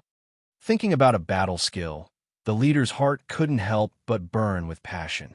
He couldn't help but think about how to deal with Jinshin and steal his battle skill. In the Tianyuan continent, battle skills were extremely precious, far more precious than cultivation techniques. Even the Zhou mercenary group, which was one of the strongest mercenaries in Wake City, didn't have any battle skills, including their leader, who was a great saint master. However, just as the leader was distracted, a strong sense of danger suddenly came over him. He saw a silver-white ray of light expanding in front of his eyes. It was so fast that it was actually 2 to 3 times faster than the previous 2 times. In a short instant, the silver-white ray of light avoided the huge sword that was still blocking in front of the leader and reached his throat. Through this thin ray of light, one could vaguely see the blurry tip of a sharp sword hidden in it. The leader was horrified. When he reacted, the sword tip that was wrapped in a hazy layer of sword radiance was less than a foot from his throat. Under such a close distance, when faced with this sword that was as fast as lightning, even if the leader had high-level sacred expert strength, he still couldn't evade in time. Just as the light wind sword was about to pierce through the leader's throat, another great sword suddenly cut through the air, bringing with it a piercing sound as it came from the side. Finally, a ding. With a ding sound, the greatsword fiercely struck the light wind sword from the side. The light wind sword, which was originally going for the leader's throat, suddenly changed its trajectory and slid past the leader's throat. The person who suddenly made a move was the second person in the Zhou mercenary group who had the strength of a saint master. After slashing apart Jinshin's light wind sword, the person didn't stop at all and once again attacked Jinshin fiercely. At the same time, he shouted at the leader, "Cass, you actually dared to be distracted at a time like this. You bastard, do you want to die?" Hearing these words, the leader didn't seem to be angry at all. He extended his hand to touch his neck. His face that was hidden behind the helmet instantly turned pale. His forehead was also covered with a layer of fine sweat, because he could clearly feel that the leather armor around his neck had already cracked open. If it wasn't for the timely assistance of others, his neck wouldn't be as simple as just a crack on the leather armor. At this time, Jinshin had already exchanged a few blows with the second Saint Master. This person was only a mid-Saint Master and was slightly weaker than the leader of the Zhou mercenary group. In just a few short exchanges, he had already been forced back by Jinshin's lightning-fast attacks. "Cass, what are you standing there for? Why aren't you helping?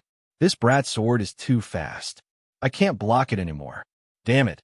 Why is his speed so abnormal?" Seeing the leader standing there in a daze, the mercenary who was fighting with Jinshin angrily cursed. It was obvious that facing Jinshin's torrential rain of attacks, it was already very difficult for him to block. The armor that covered his body already had many white marks on it. If it wasn't for the fact that the armor's defense was very strong, he would have been injured in many places already. There was no way he could still maintain his good condition. Hearing this, the leader's eyes narrowed. Holding the greatsword in his right hand, he suddenly released a strong wave of Saint Chi. Then, he raised the greatsword up high and chopped down at Jinshin. Following the fall of the greatsword, a sword chi shot out at an extremely fast speed towards Jinshin. Jinshin glanced over and moved slightly, easily dodging the incoming sword chi. The sword chi struck a tree behind him with a boom. A hole that was around a meter in diameter had been punched through the thick tree. At this time, two ear-piercing sounds could be heard. The two Saint Masters from a Zhou mercenary group had already attacked at the same time. Their great swords carried a strong wave of Saint Qi as they cut through the air. Jinshin's eyes flashed with sharp light. Facing the two great swords, he didn't even try to dodge. Instead, the light wind sword's hazy glow became even denser.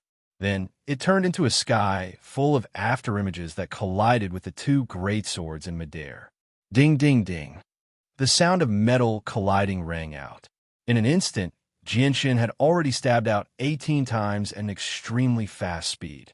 Every time he stabbed out, he would accurately hit the two great swords. The 18 swords pierced out, forcefully blocking the two swords. Furthermore, every time the swords collided with the light wind sword, a powerful force would be transmitted from the light wind sword, causing the two men's arms to tremble violently. When the power of the 18 swords converged together, it formed a powerful force that could not be ignored. The strong rebounding force had already caused the two men's arms to become completely numb, and their right hands that were holding onto the light wind sword had already ruptured. Feeling the numbness in their right arms, the two men looked at each other in shock. At this moment, they both felt the urge to retreat. After this exchange, the two men were very clear that although Jinshin's strength was not as good as theirs, the terrifying strength that he displayed was something that even if the two of them worked together, it would still be very difficult for them to block. Especially that lightning-fast sword. They had to be extremely vigilant in order to guard against it. If they weren't careful, they would lose their lives. If this continued, they were afraid that both of them would die here today. Captain Casa, the baby beast is in our hands. When they heard this, those two individuals with sacred expert strength turned around, only to see a mercenary whose entire body was wrapped in a layer of armor currently holding a young beast. Meanwhile, the young beast was continuously struggling in his hands, its four claws waving about randomly in the air, releasing tender cries from its mouth. At the same time, it was cute, but also a bit pitiful. Seeing this, the two men's eyes revealed a trace of joy. However, at this moment, a silver longsword pierced towards the leader's throat at an extremely fast speed. This time, by the time the leader sensed it, it was already too late for him to take any defensive measures. The other Saint Master level mercenary was also too late to save him. The sharp sword tip pierced through the leather protection of the leader's throat and pierced deeply into his throat. Casa, the other mercenary, also came back to his senses. However, when he saw the leader's throat being pierced, his eyes immediately became bloodshot. He roared out angrily, and powerful saint force gathered on his huge sword. He swung it towards Jinshin. Jinshin didn't even look at him. He stomped on the ground and shot toward the mercenary holding the baby beast like a cannonball. Seeing the person who killed Captain Casa, who was a high-level saint, charging towards him, the mercenary's face changed greatly. He didn't believe he could stop an expert who could easily kill a high-level Saint Master. However, the mercenary was clearly not stupid. He immediately threw the baby beast in his hand. The direction he threw it was towards the remaining Saint Master fighting with Jinshin. Captain Claus, catch! The baby beast was thrown high into the air. It drew a perfect arc in the air and accurately landed in the arms of the Saint Master mercenary. Looking at the Class 5 baby beast that was less than a foot long in his arms, the mercenary called Captain Claus quickly calmed down from his furious state. He didn't hesitate at all and immediately shouted, "Everyone, retreat immediately." Roar. Chapter 121. As soon as the roar ended, the originally quiet magical beast mountain range suddenly became lively. Countless sleeping magical beasts were awakened, and all kinds of roars came from all directions. All the roars of the magical beasts were filled with fear. None of the magical beasts dared to provoke the roar of the tiger. Hearing the tiger's roar, Jinshin's expression slightly changed, and he immediately became very serious. Damn, that's the Golden Fur Tiger King's voice. Jinshin's voice was filled with unprecedented seriousness. The Golden Fur Tiger King was a Class 5 magical beast. Magical beasts were the same as humans. There was an insurmountable gap between Class 4 and Class 5, and it was also a divide in strength. Once they crossed this gap, they would undergo a metamorphosis. From then on, they would enter a whole new world. The strength of a Class 5 magical beast and a Class 4 magical beast were two completely different worlds. With Jianshen's current strength, he couldn't even deal with a Class 4 magical beast, let alone a Class 5 magical beast that had entered a whole new world. Not good. That's the Golden Fur Tiger King's voice. Quickly, everyone leave this place, otherwise we will all lose our lives. Captain Klaus of the Zhou mercenary group cried out in alarm. His voice was trembling, but before he could finish his words, he carried the Golden Fur Tiger King's cub and ran out of the forest as fast as he could. Behind him, the other members of the Zhou mercenary group who were fighting with the Raging Flame mercenary group also abandoned their opponents and ran out of the forest with Klaus. However, just as Klaus was running a few steps with the cub, Jianshen's figure appeared in front of him like a ghost. The silvery white light wind sword turned into a blur as it pierced towards Klaus' throat like lightning. In this dangerous moment, Jianshen didn't plan on letting him go. Klaus' expression slightly changed, and he immediately brandished his great sword to clash with Jianshen's light wind sword. At the same time, he angrily cursed, "You madman, now that the 5th-rank Golden Fur Tiger King is coming, you actually dare to stop me? If you don't run now, it'll be too late for you." Jianshen was indifferent, as if he didn't hear Klaus' words at all. The light wind sword turned into a silvery white light as it continued to pierce towards Klaus. Klaus raised his sword to block, and after a few rounds, Jianshen's sword pierced through Klaus' left shoulder. At the same time, Jianshen's left hand reached out to grab the cub that was in Klaus' arms. Klaus endured the pain from his left shoulder and immediately retreated, dodging Jianshen's hand that was about to grab the cub. At the same time, he shouted, "Everyone attack together and stop him. This cub is too important to our Zhou mercenary group. We can't lose it." Hearing this, the Zhou mercenary group's mercenaries had a trace of hesitation in their eyes. However, there were still a few that didn't disobey Klaus' orders. 5 of them immediately rushed out with their holy weapons and launched a fierce attack on Jianshen, firmly holding him back. Klaus quickly rushed out of the forest with the cub. There were still a few mercenaries that didn't want to wait for their deaths, so they followed behind Klaus and escaped into the forest. These great saint-level mercenaries naturally couldn't pose any threat to Jianshen.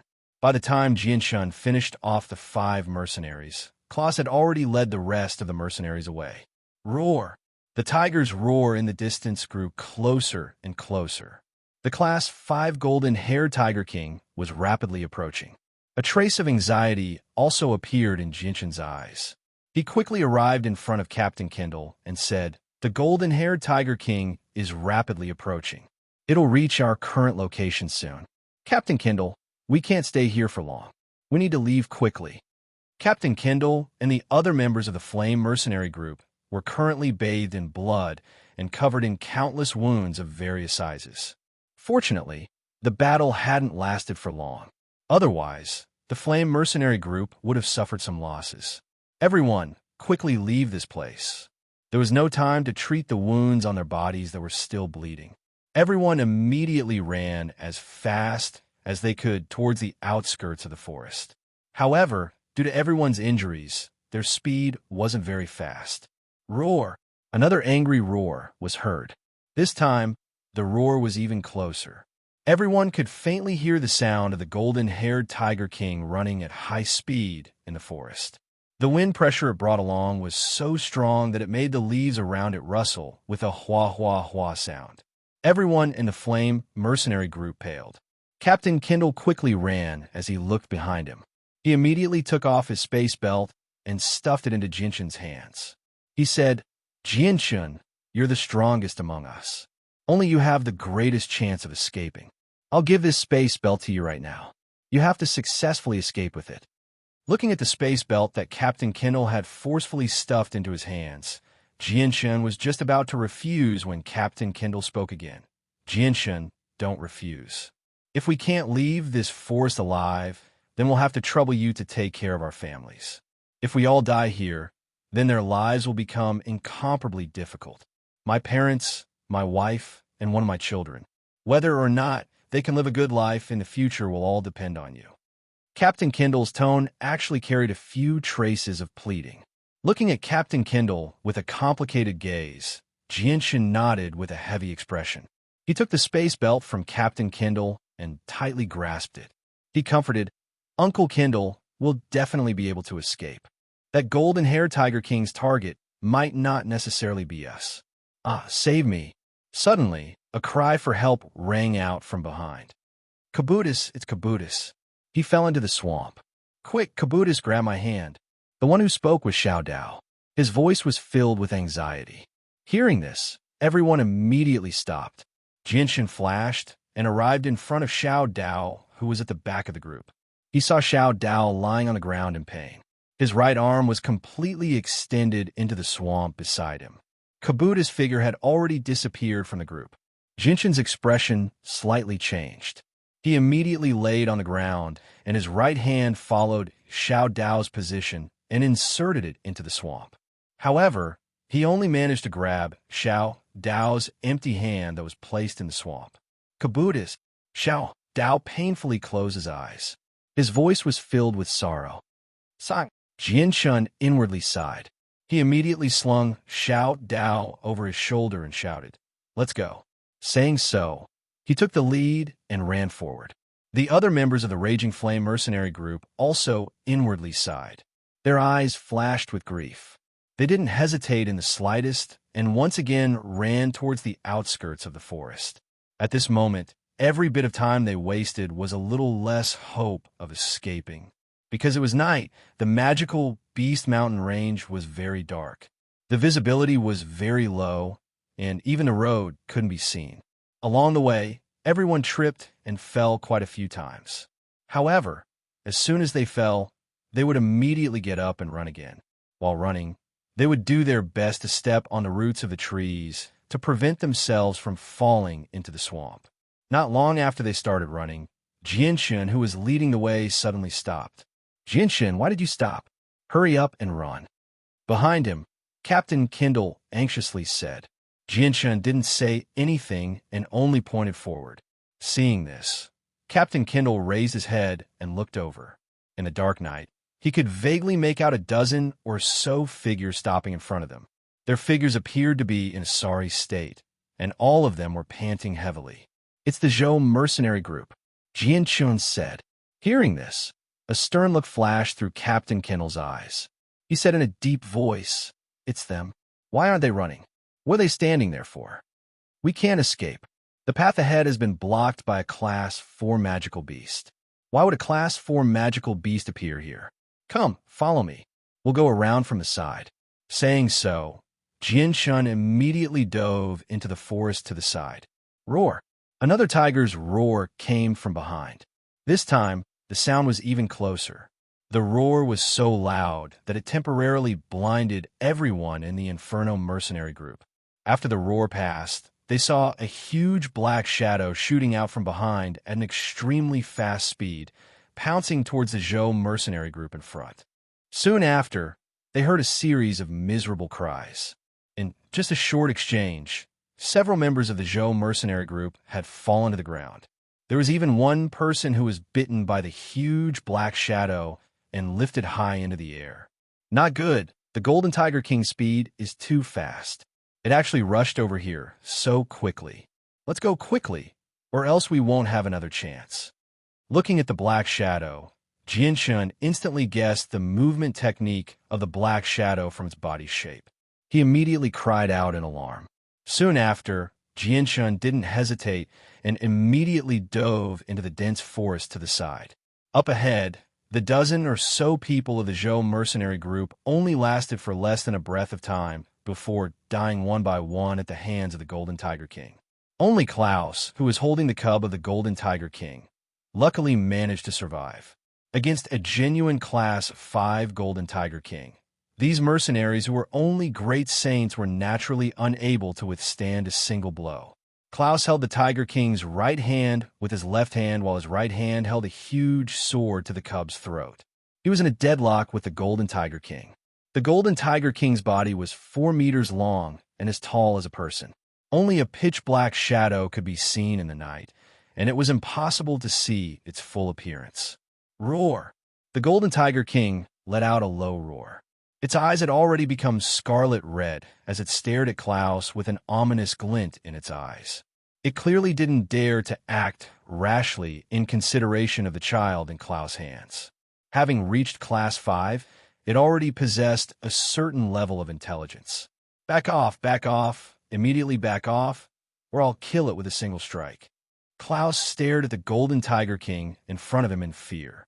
His entire body trembled as he roared out, "Ayo, ayo, ayo, ayo."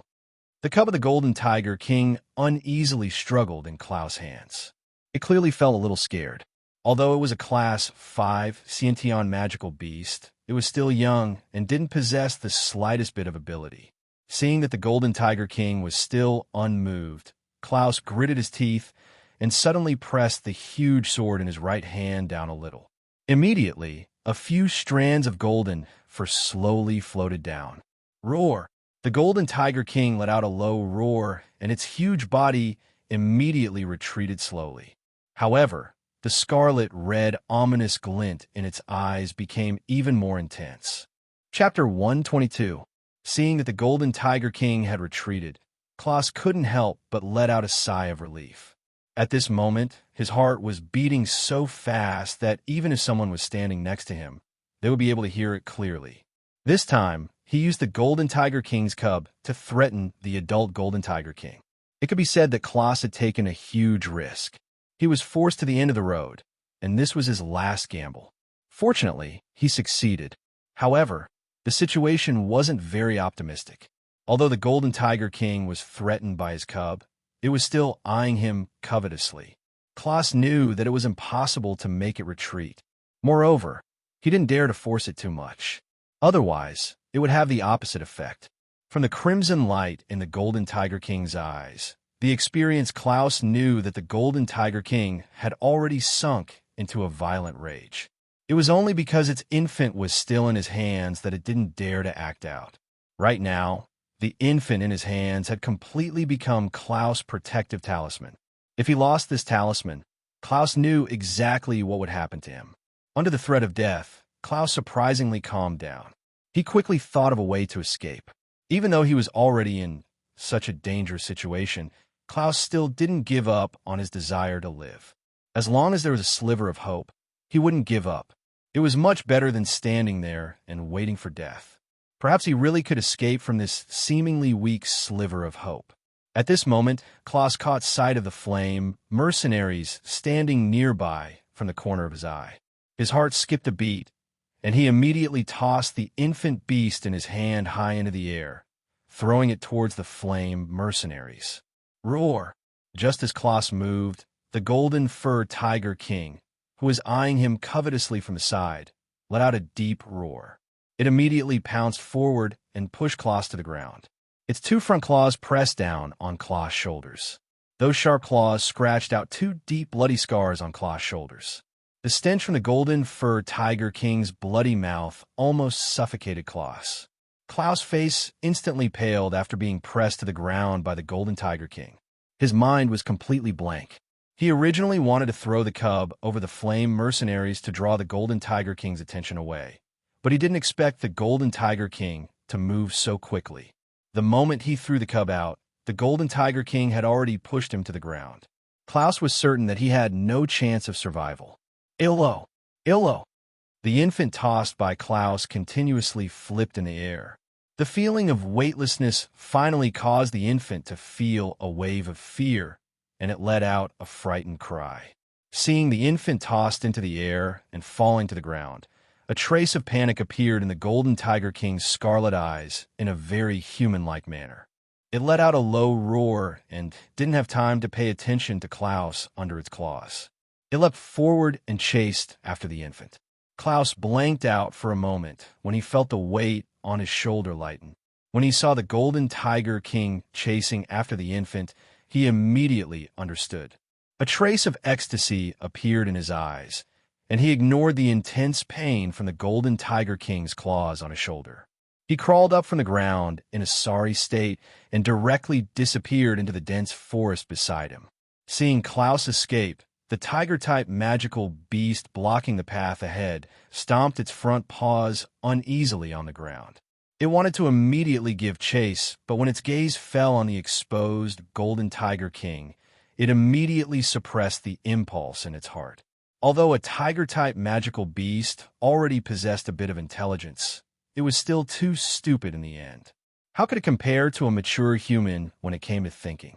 The Golden Tiger King had only ordered it to block the path of the group, but hadn't ordered it to chase after the escapees. Before receiving the order from the Golden Tiger King, this simple-minded tiger-type magical beast could only watch as Klaus escaped before its eyes. Even if it wanted to give chase, it didn't dare. Just as Captain Kindle was about to enter the forest beside him, suddenly, a black object flew towards him. In the end, it directly hit his broad chest and fell to the ground.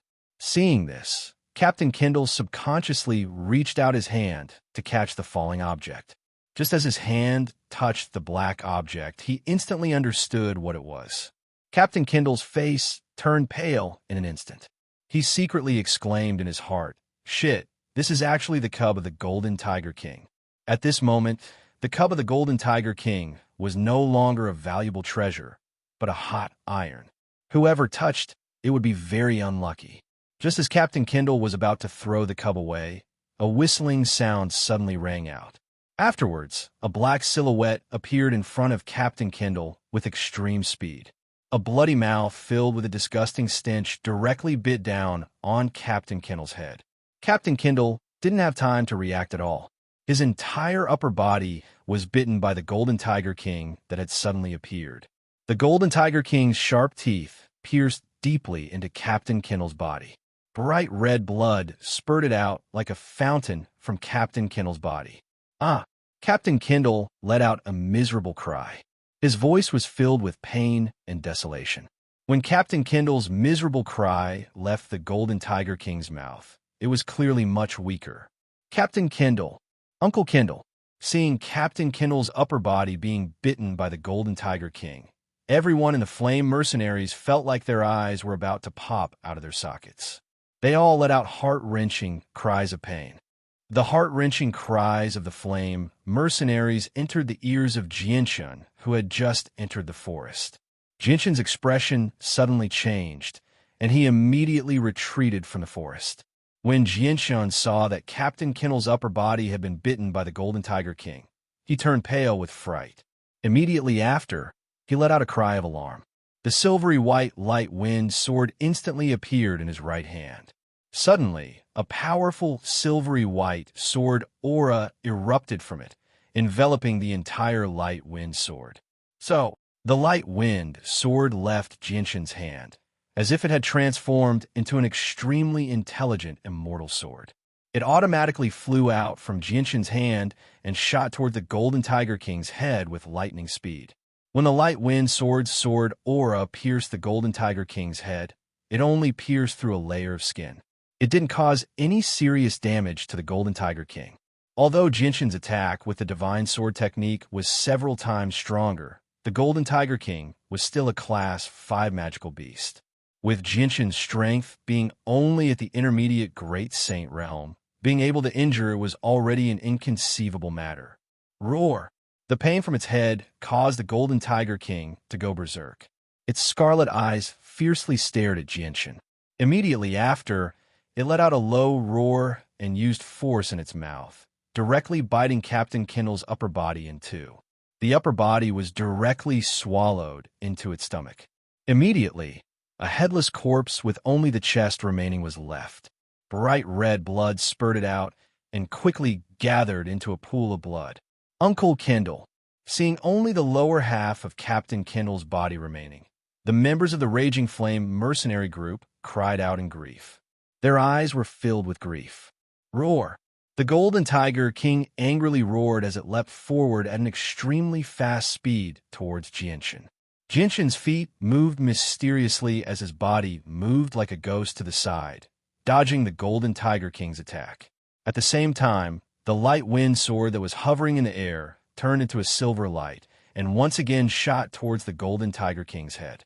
But just as the light wind sword was about to pierce the Golden Tiger King's body, the Golden Tiger King's long tail suddenly turned into a phantom and heavily struck the light wind sword. Clang! The light wind sword was struck by the Golden Tiger King's tail with an unimaginable amount of strength. The light wind sword let out a crisp sound as it was sent flying more than 10 meters away.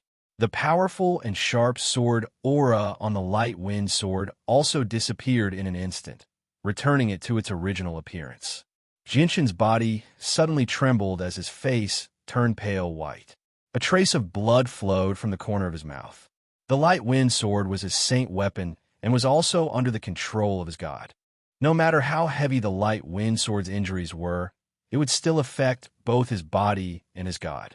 Although the Golden Tiger King's tail didn't hit Jinshin's body, it had clearly exceeded the limits of the light wind sword's ability to withstand, causing Jinshin to suffer a heavy injury. The Golden Tiger King's body turned into a blur as it charged towards Jinshin with a speed that the naked eye couldn't follow. Its pair of sharp claws turned into a blur as it tried to grab Jinshin's chest.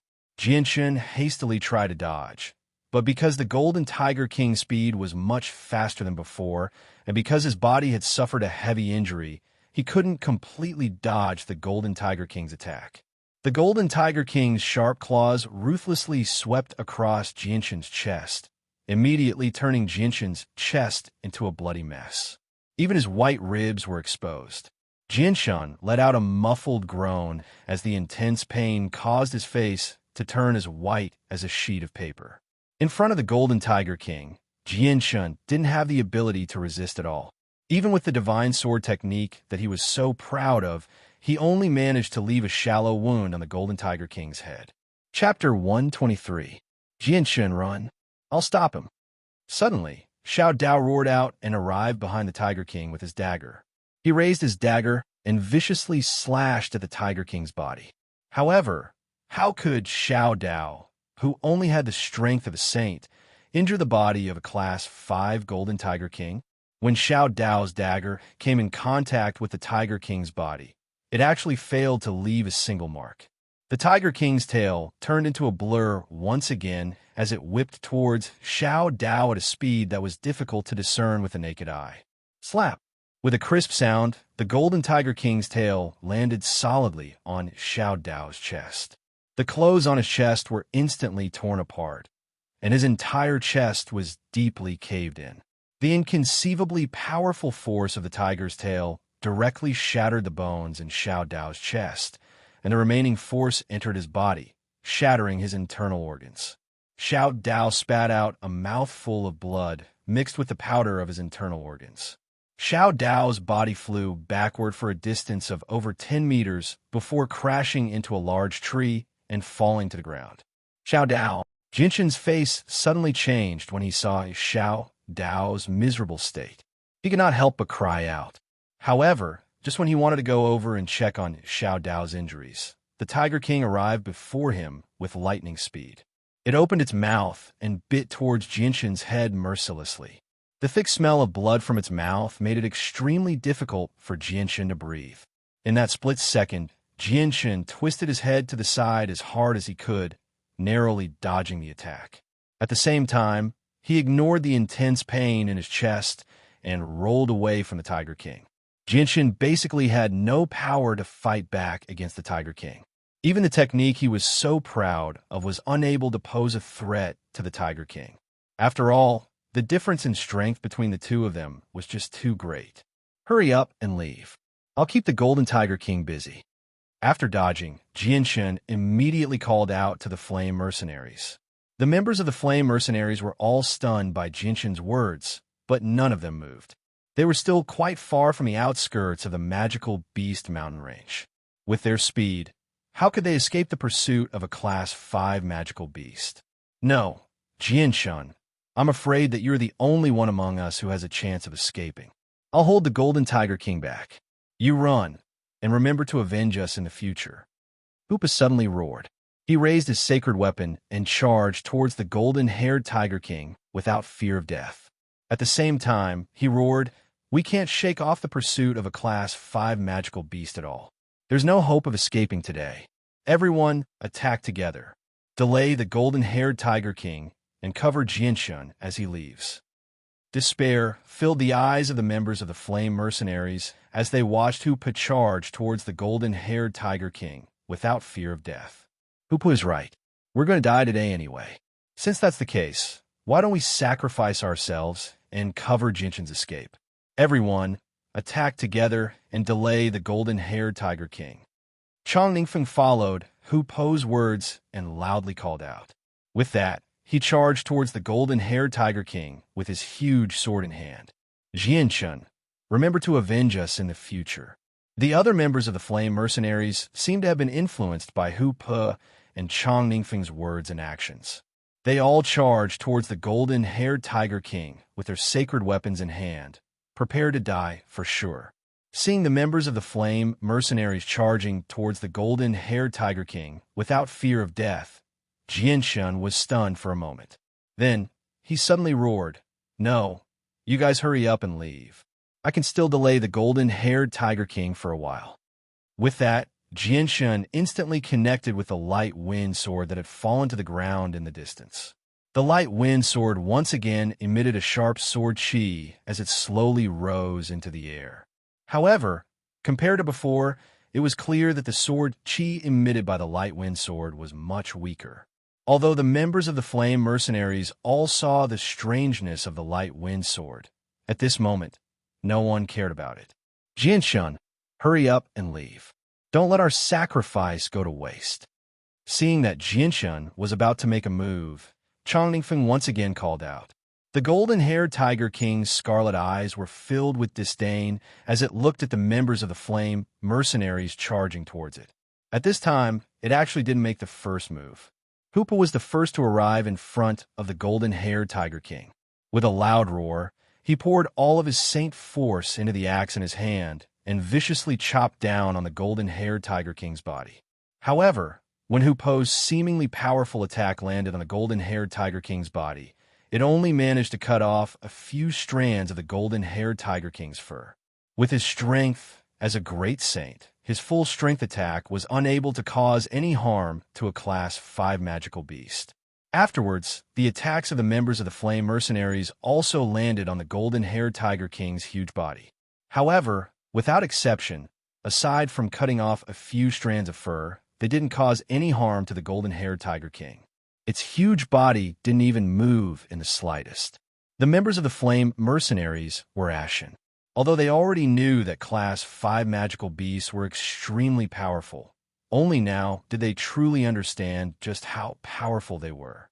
The golden-haired Tiger King did not have a great advantage in terms of defense, but even so, the members of the Flame Mercenaries were helpless against it. Roar! The golden-fur Tiger King let out a low roar and waved its front paw. Yu Xian, who was the weakest among them, had his chest ripped open and his heart shattered. At the same time, the golden-haired Tiger King's tail turned into a blur as it viciously struck Zhou Dakai. Slap! With a crisp sound, Zhou Dakai's entire body was sent flying far away by the tiger's tail. The bones in his chest were completely shattered, and the powerful force instantly crushed his internal organs. "Brother!" Zhou Shaokai cried out in grief and indignation before furiously glaring at the golden-haired Tiger King. With a roar, he raised his huge sword in both hands and swung it at the golden-haired Tiger King. However, Zhou Shaokai's attack was only a tickle to the golden-haired Tiger King. It was unable to injure it at all. The golden-haired Tiger King only used the most ordinary claw and bite attacks against the members of the Flame Mercenaries. Even so, it was not something that the Flame Mercenaries could withstand. In just a short moment, 3 people had been killed by a single strike from the golden-haired Tiger King. Now only 5 people remain, bitterly holding on. Jianshun, hurry up and leave. Don't let our sacrifice go to waste. Chong Ningfeng roared when he saw that Jianshun still hadn't left. Jianshun, what are you still standing there for? Hurry up and leave. Remember to avenge us once you're strong enough. Kill this golden-haired Tiger King and take its monster core, Hoopa also shouted. Hoopa also shouted loudly. However, just as he finished speaking, the Golden Tiger King's bloody mouth bit down on Hu Po's upper body. Then, with a forceful bite, Hu Po's burly body was instantly split into two. His upper body was directly swallowed by the Golden Tiger King. Seeing Hu Po die, Jinshin's entire body trembled. His eyes were filled with grief as he swept his gaze over the remaining members of the Flame Mercenaries. In the end, he clenched his teeth and controlled the light wind sword to fly back into his hand before immediately disappearing into the forest.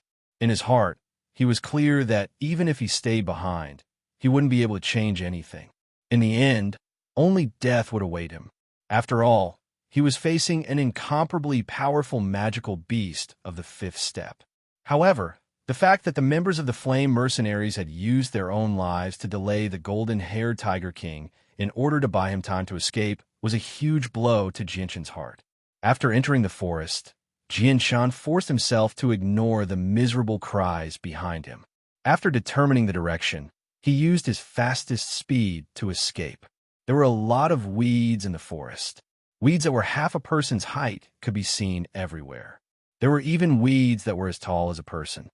Jinshan endured the intense pain in his chest and used his movement technique to fly out of the forest. Not only was he faster this way, but he could also avoid the swamps that were everywhere on the ground. Roar! Less than 10 breaths of time after Jinshan had escaped, a whistling sound came from behind him. From the sound of it, he could tell that it was rapidly approaching him.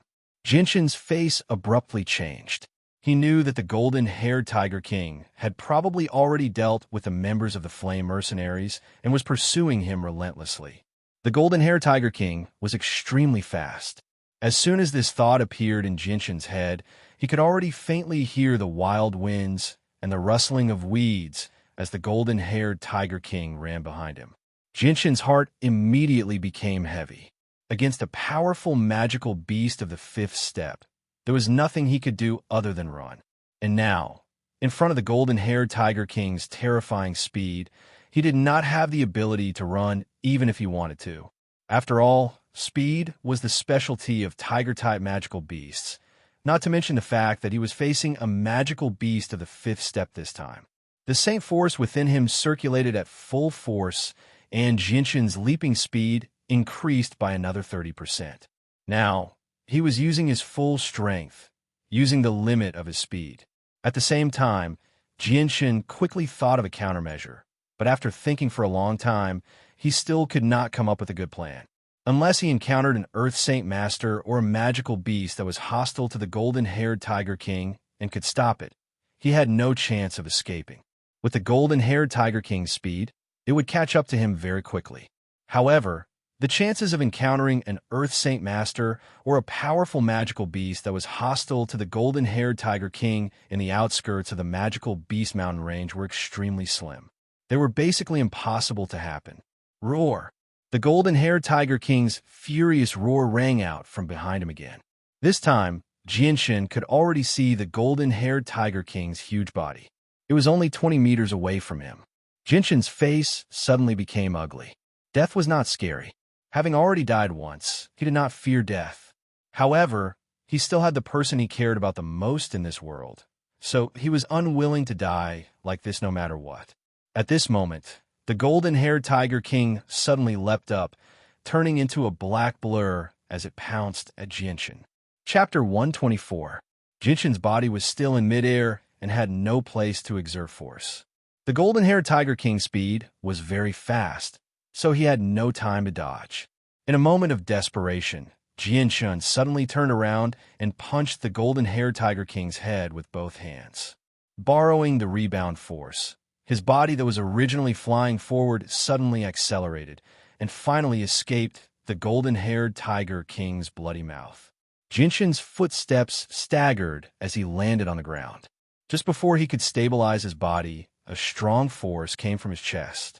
Before he could see clearly what was going on, his body was like a cannonball and was sent flying far away. The clothes on his chest were completely torn, and his entire chest had sunk in. His chest was almost touching his back, and there was a strong force that entered his body, instantly crushing his internal organs. Jinshin flew for a distance of 30 meters and finally his body hit a big tree before falling down.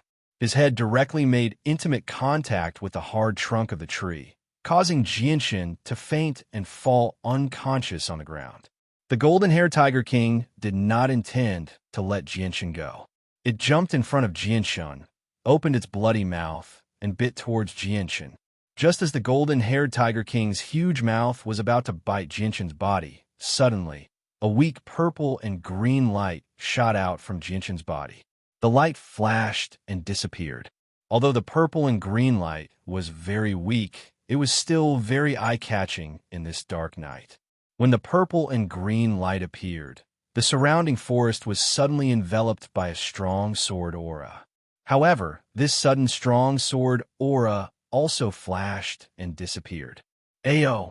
At the same time, the golden-haired Tiger King let out a mournful cry. There was a very rare trace of panic in the voice. Then, the golden-haired Tiger King's huge body retreated more than 10 meters away, as if it had been electrocuted. Its pair of tiger eyes stared at the unconscious Jianshin on the ground in bewilderment. Those originally red tiger eyes of the golden-haired Tiger King also became sober in an instant. In its eyes, there was a strong sense of fear, and its whole body was slightly trembling. Then, bright red blood flowed out from all over the golden-haired Tiger King's body. In the blink of an eye, its whole body was dyed red. At this moment, the golden-haired Tiger King's golden fur had completely turned blood red. On its body, there were countless scars. The scars were small, but they were so deep that the bones could be seen. One after another, there were so many scars that it was impossible to count. Even the tiger head was no exception. It looked very miserable. The current golden-haired Tiger King was no longer as majestic as it was before.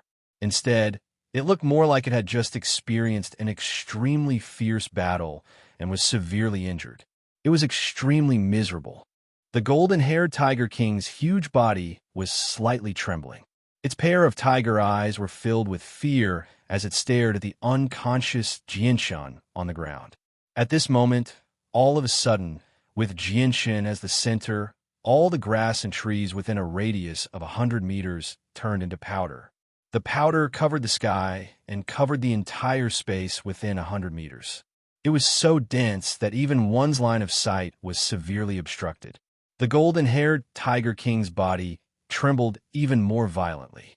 Its pair of tiger eyes looked at everything around it in disbelief. Its expression was lifeless. A Class 5 magical beast already possessed some basic intelligence. Although it was unable to communicate with humans, it could still think. Its intelligence was comparable to humans.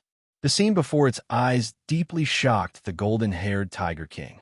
With its strength as a Class 5 magical beast, it could easily destroy all the trees within a radius of 100 meters.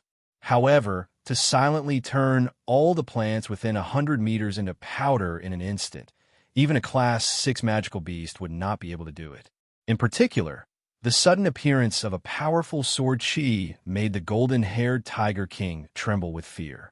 In just an instant, its entire body was cut by this invisible sword chi, causing it to be deeply frightened. A moment later, when the powder fell to the ground, a thick layer of powder had already accumulated on the ground. Within 100 meters, there was no trace of any plants.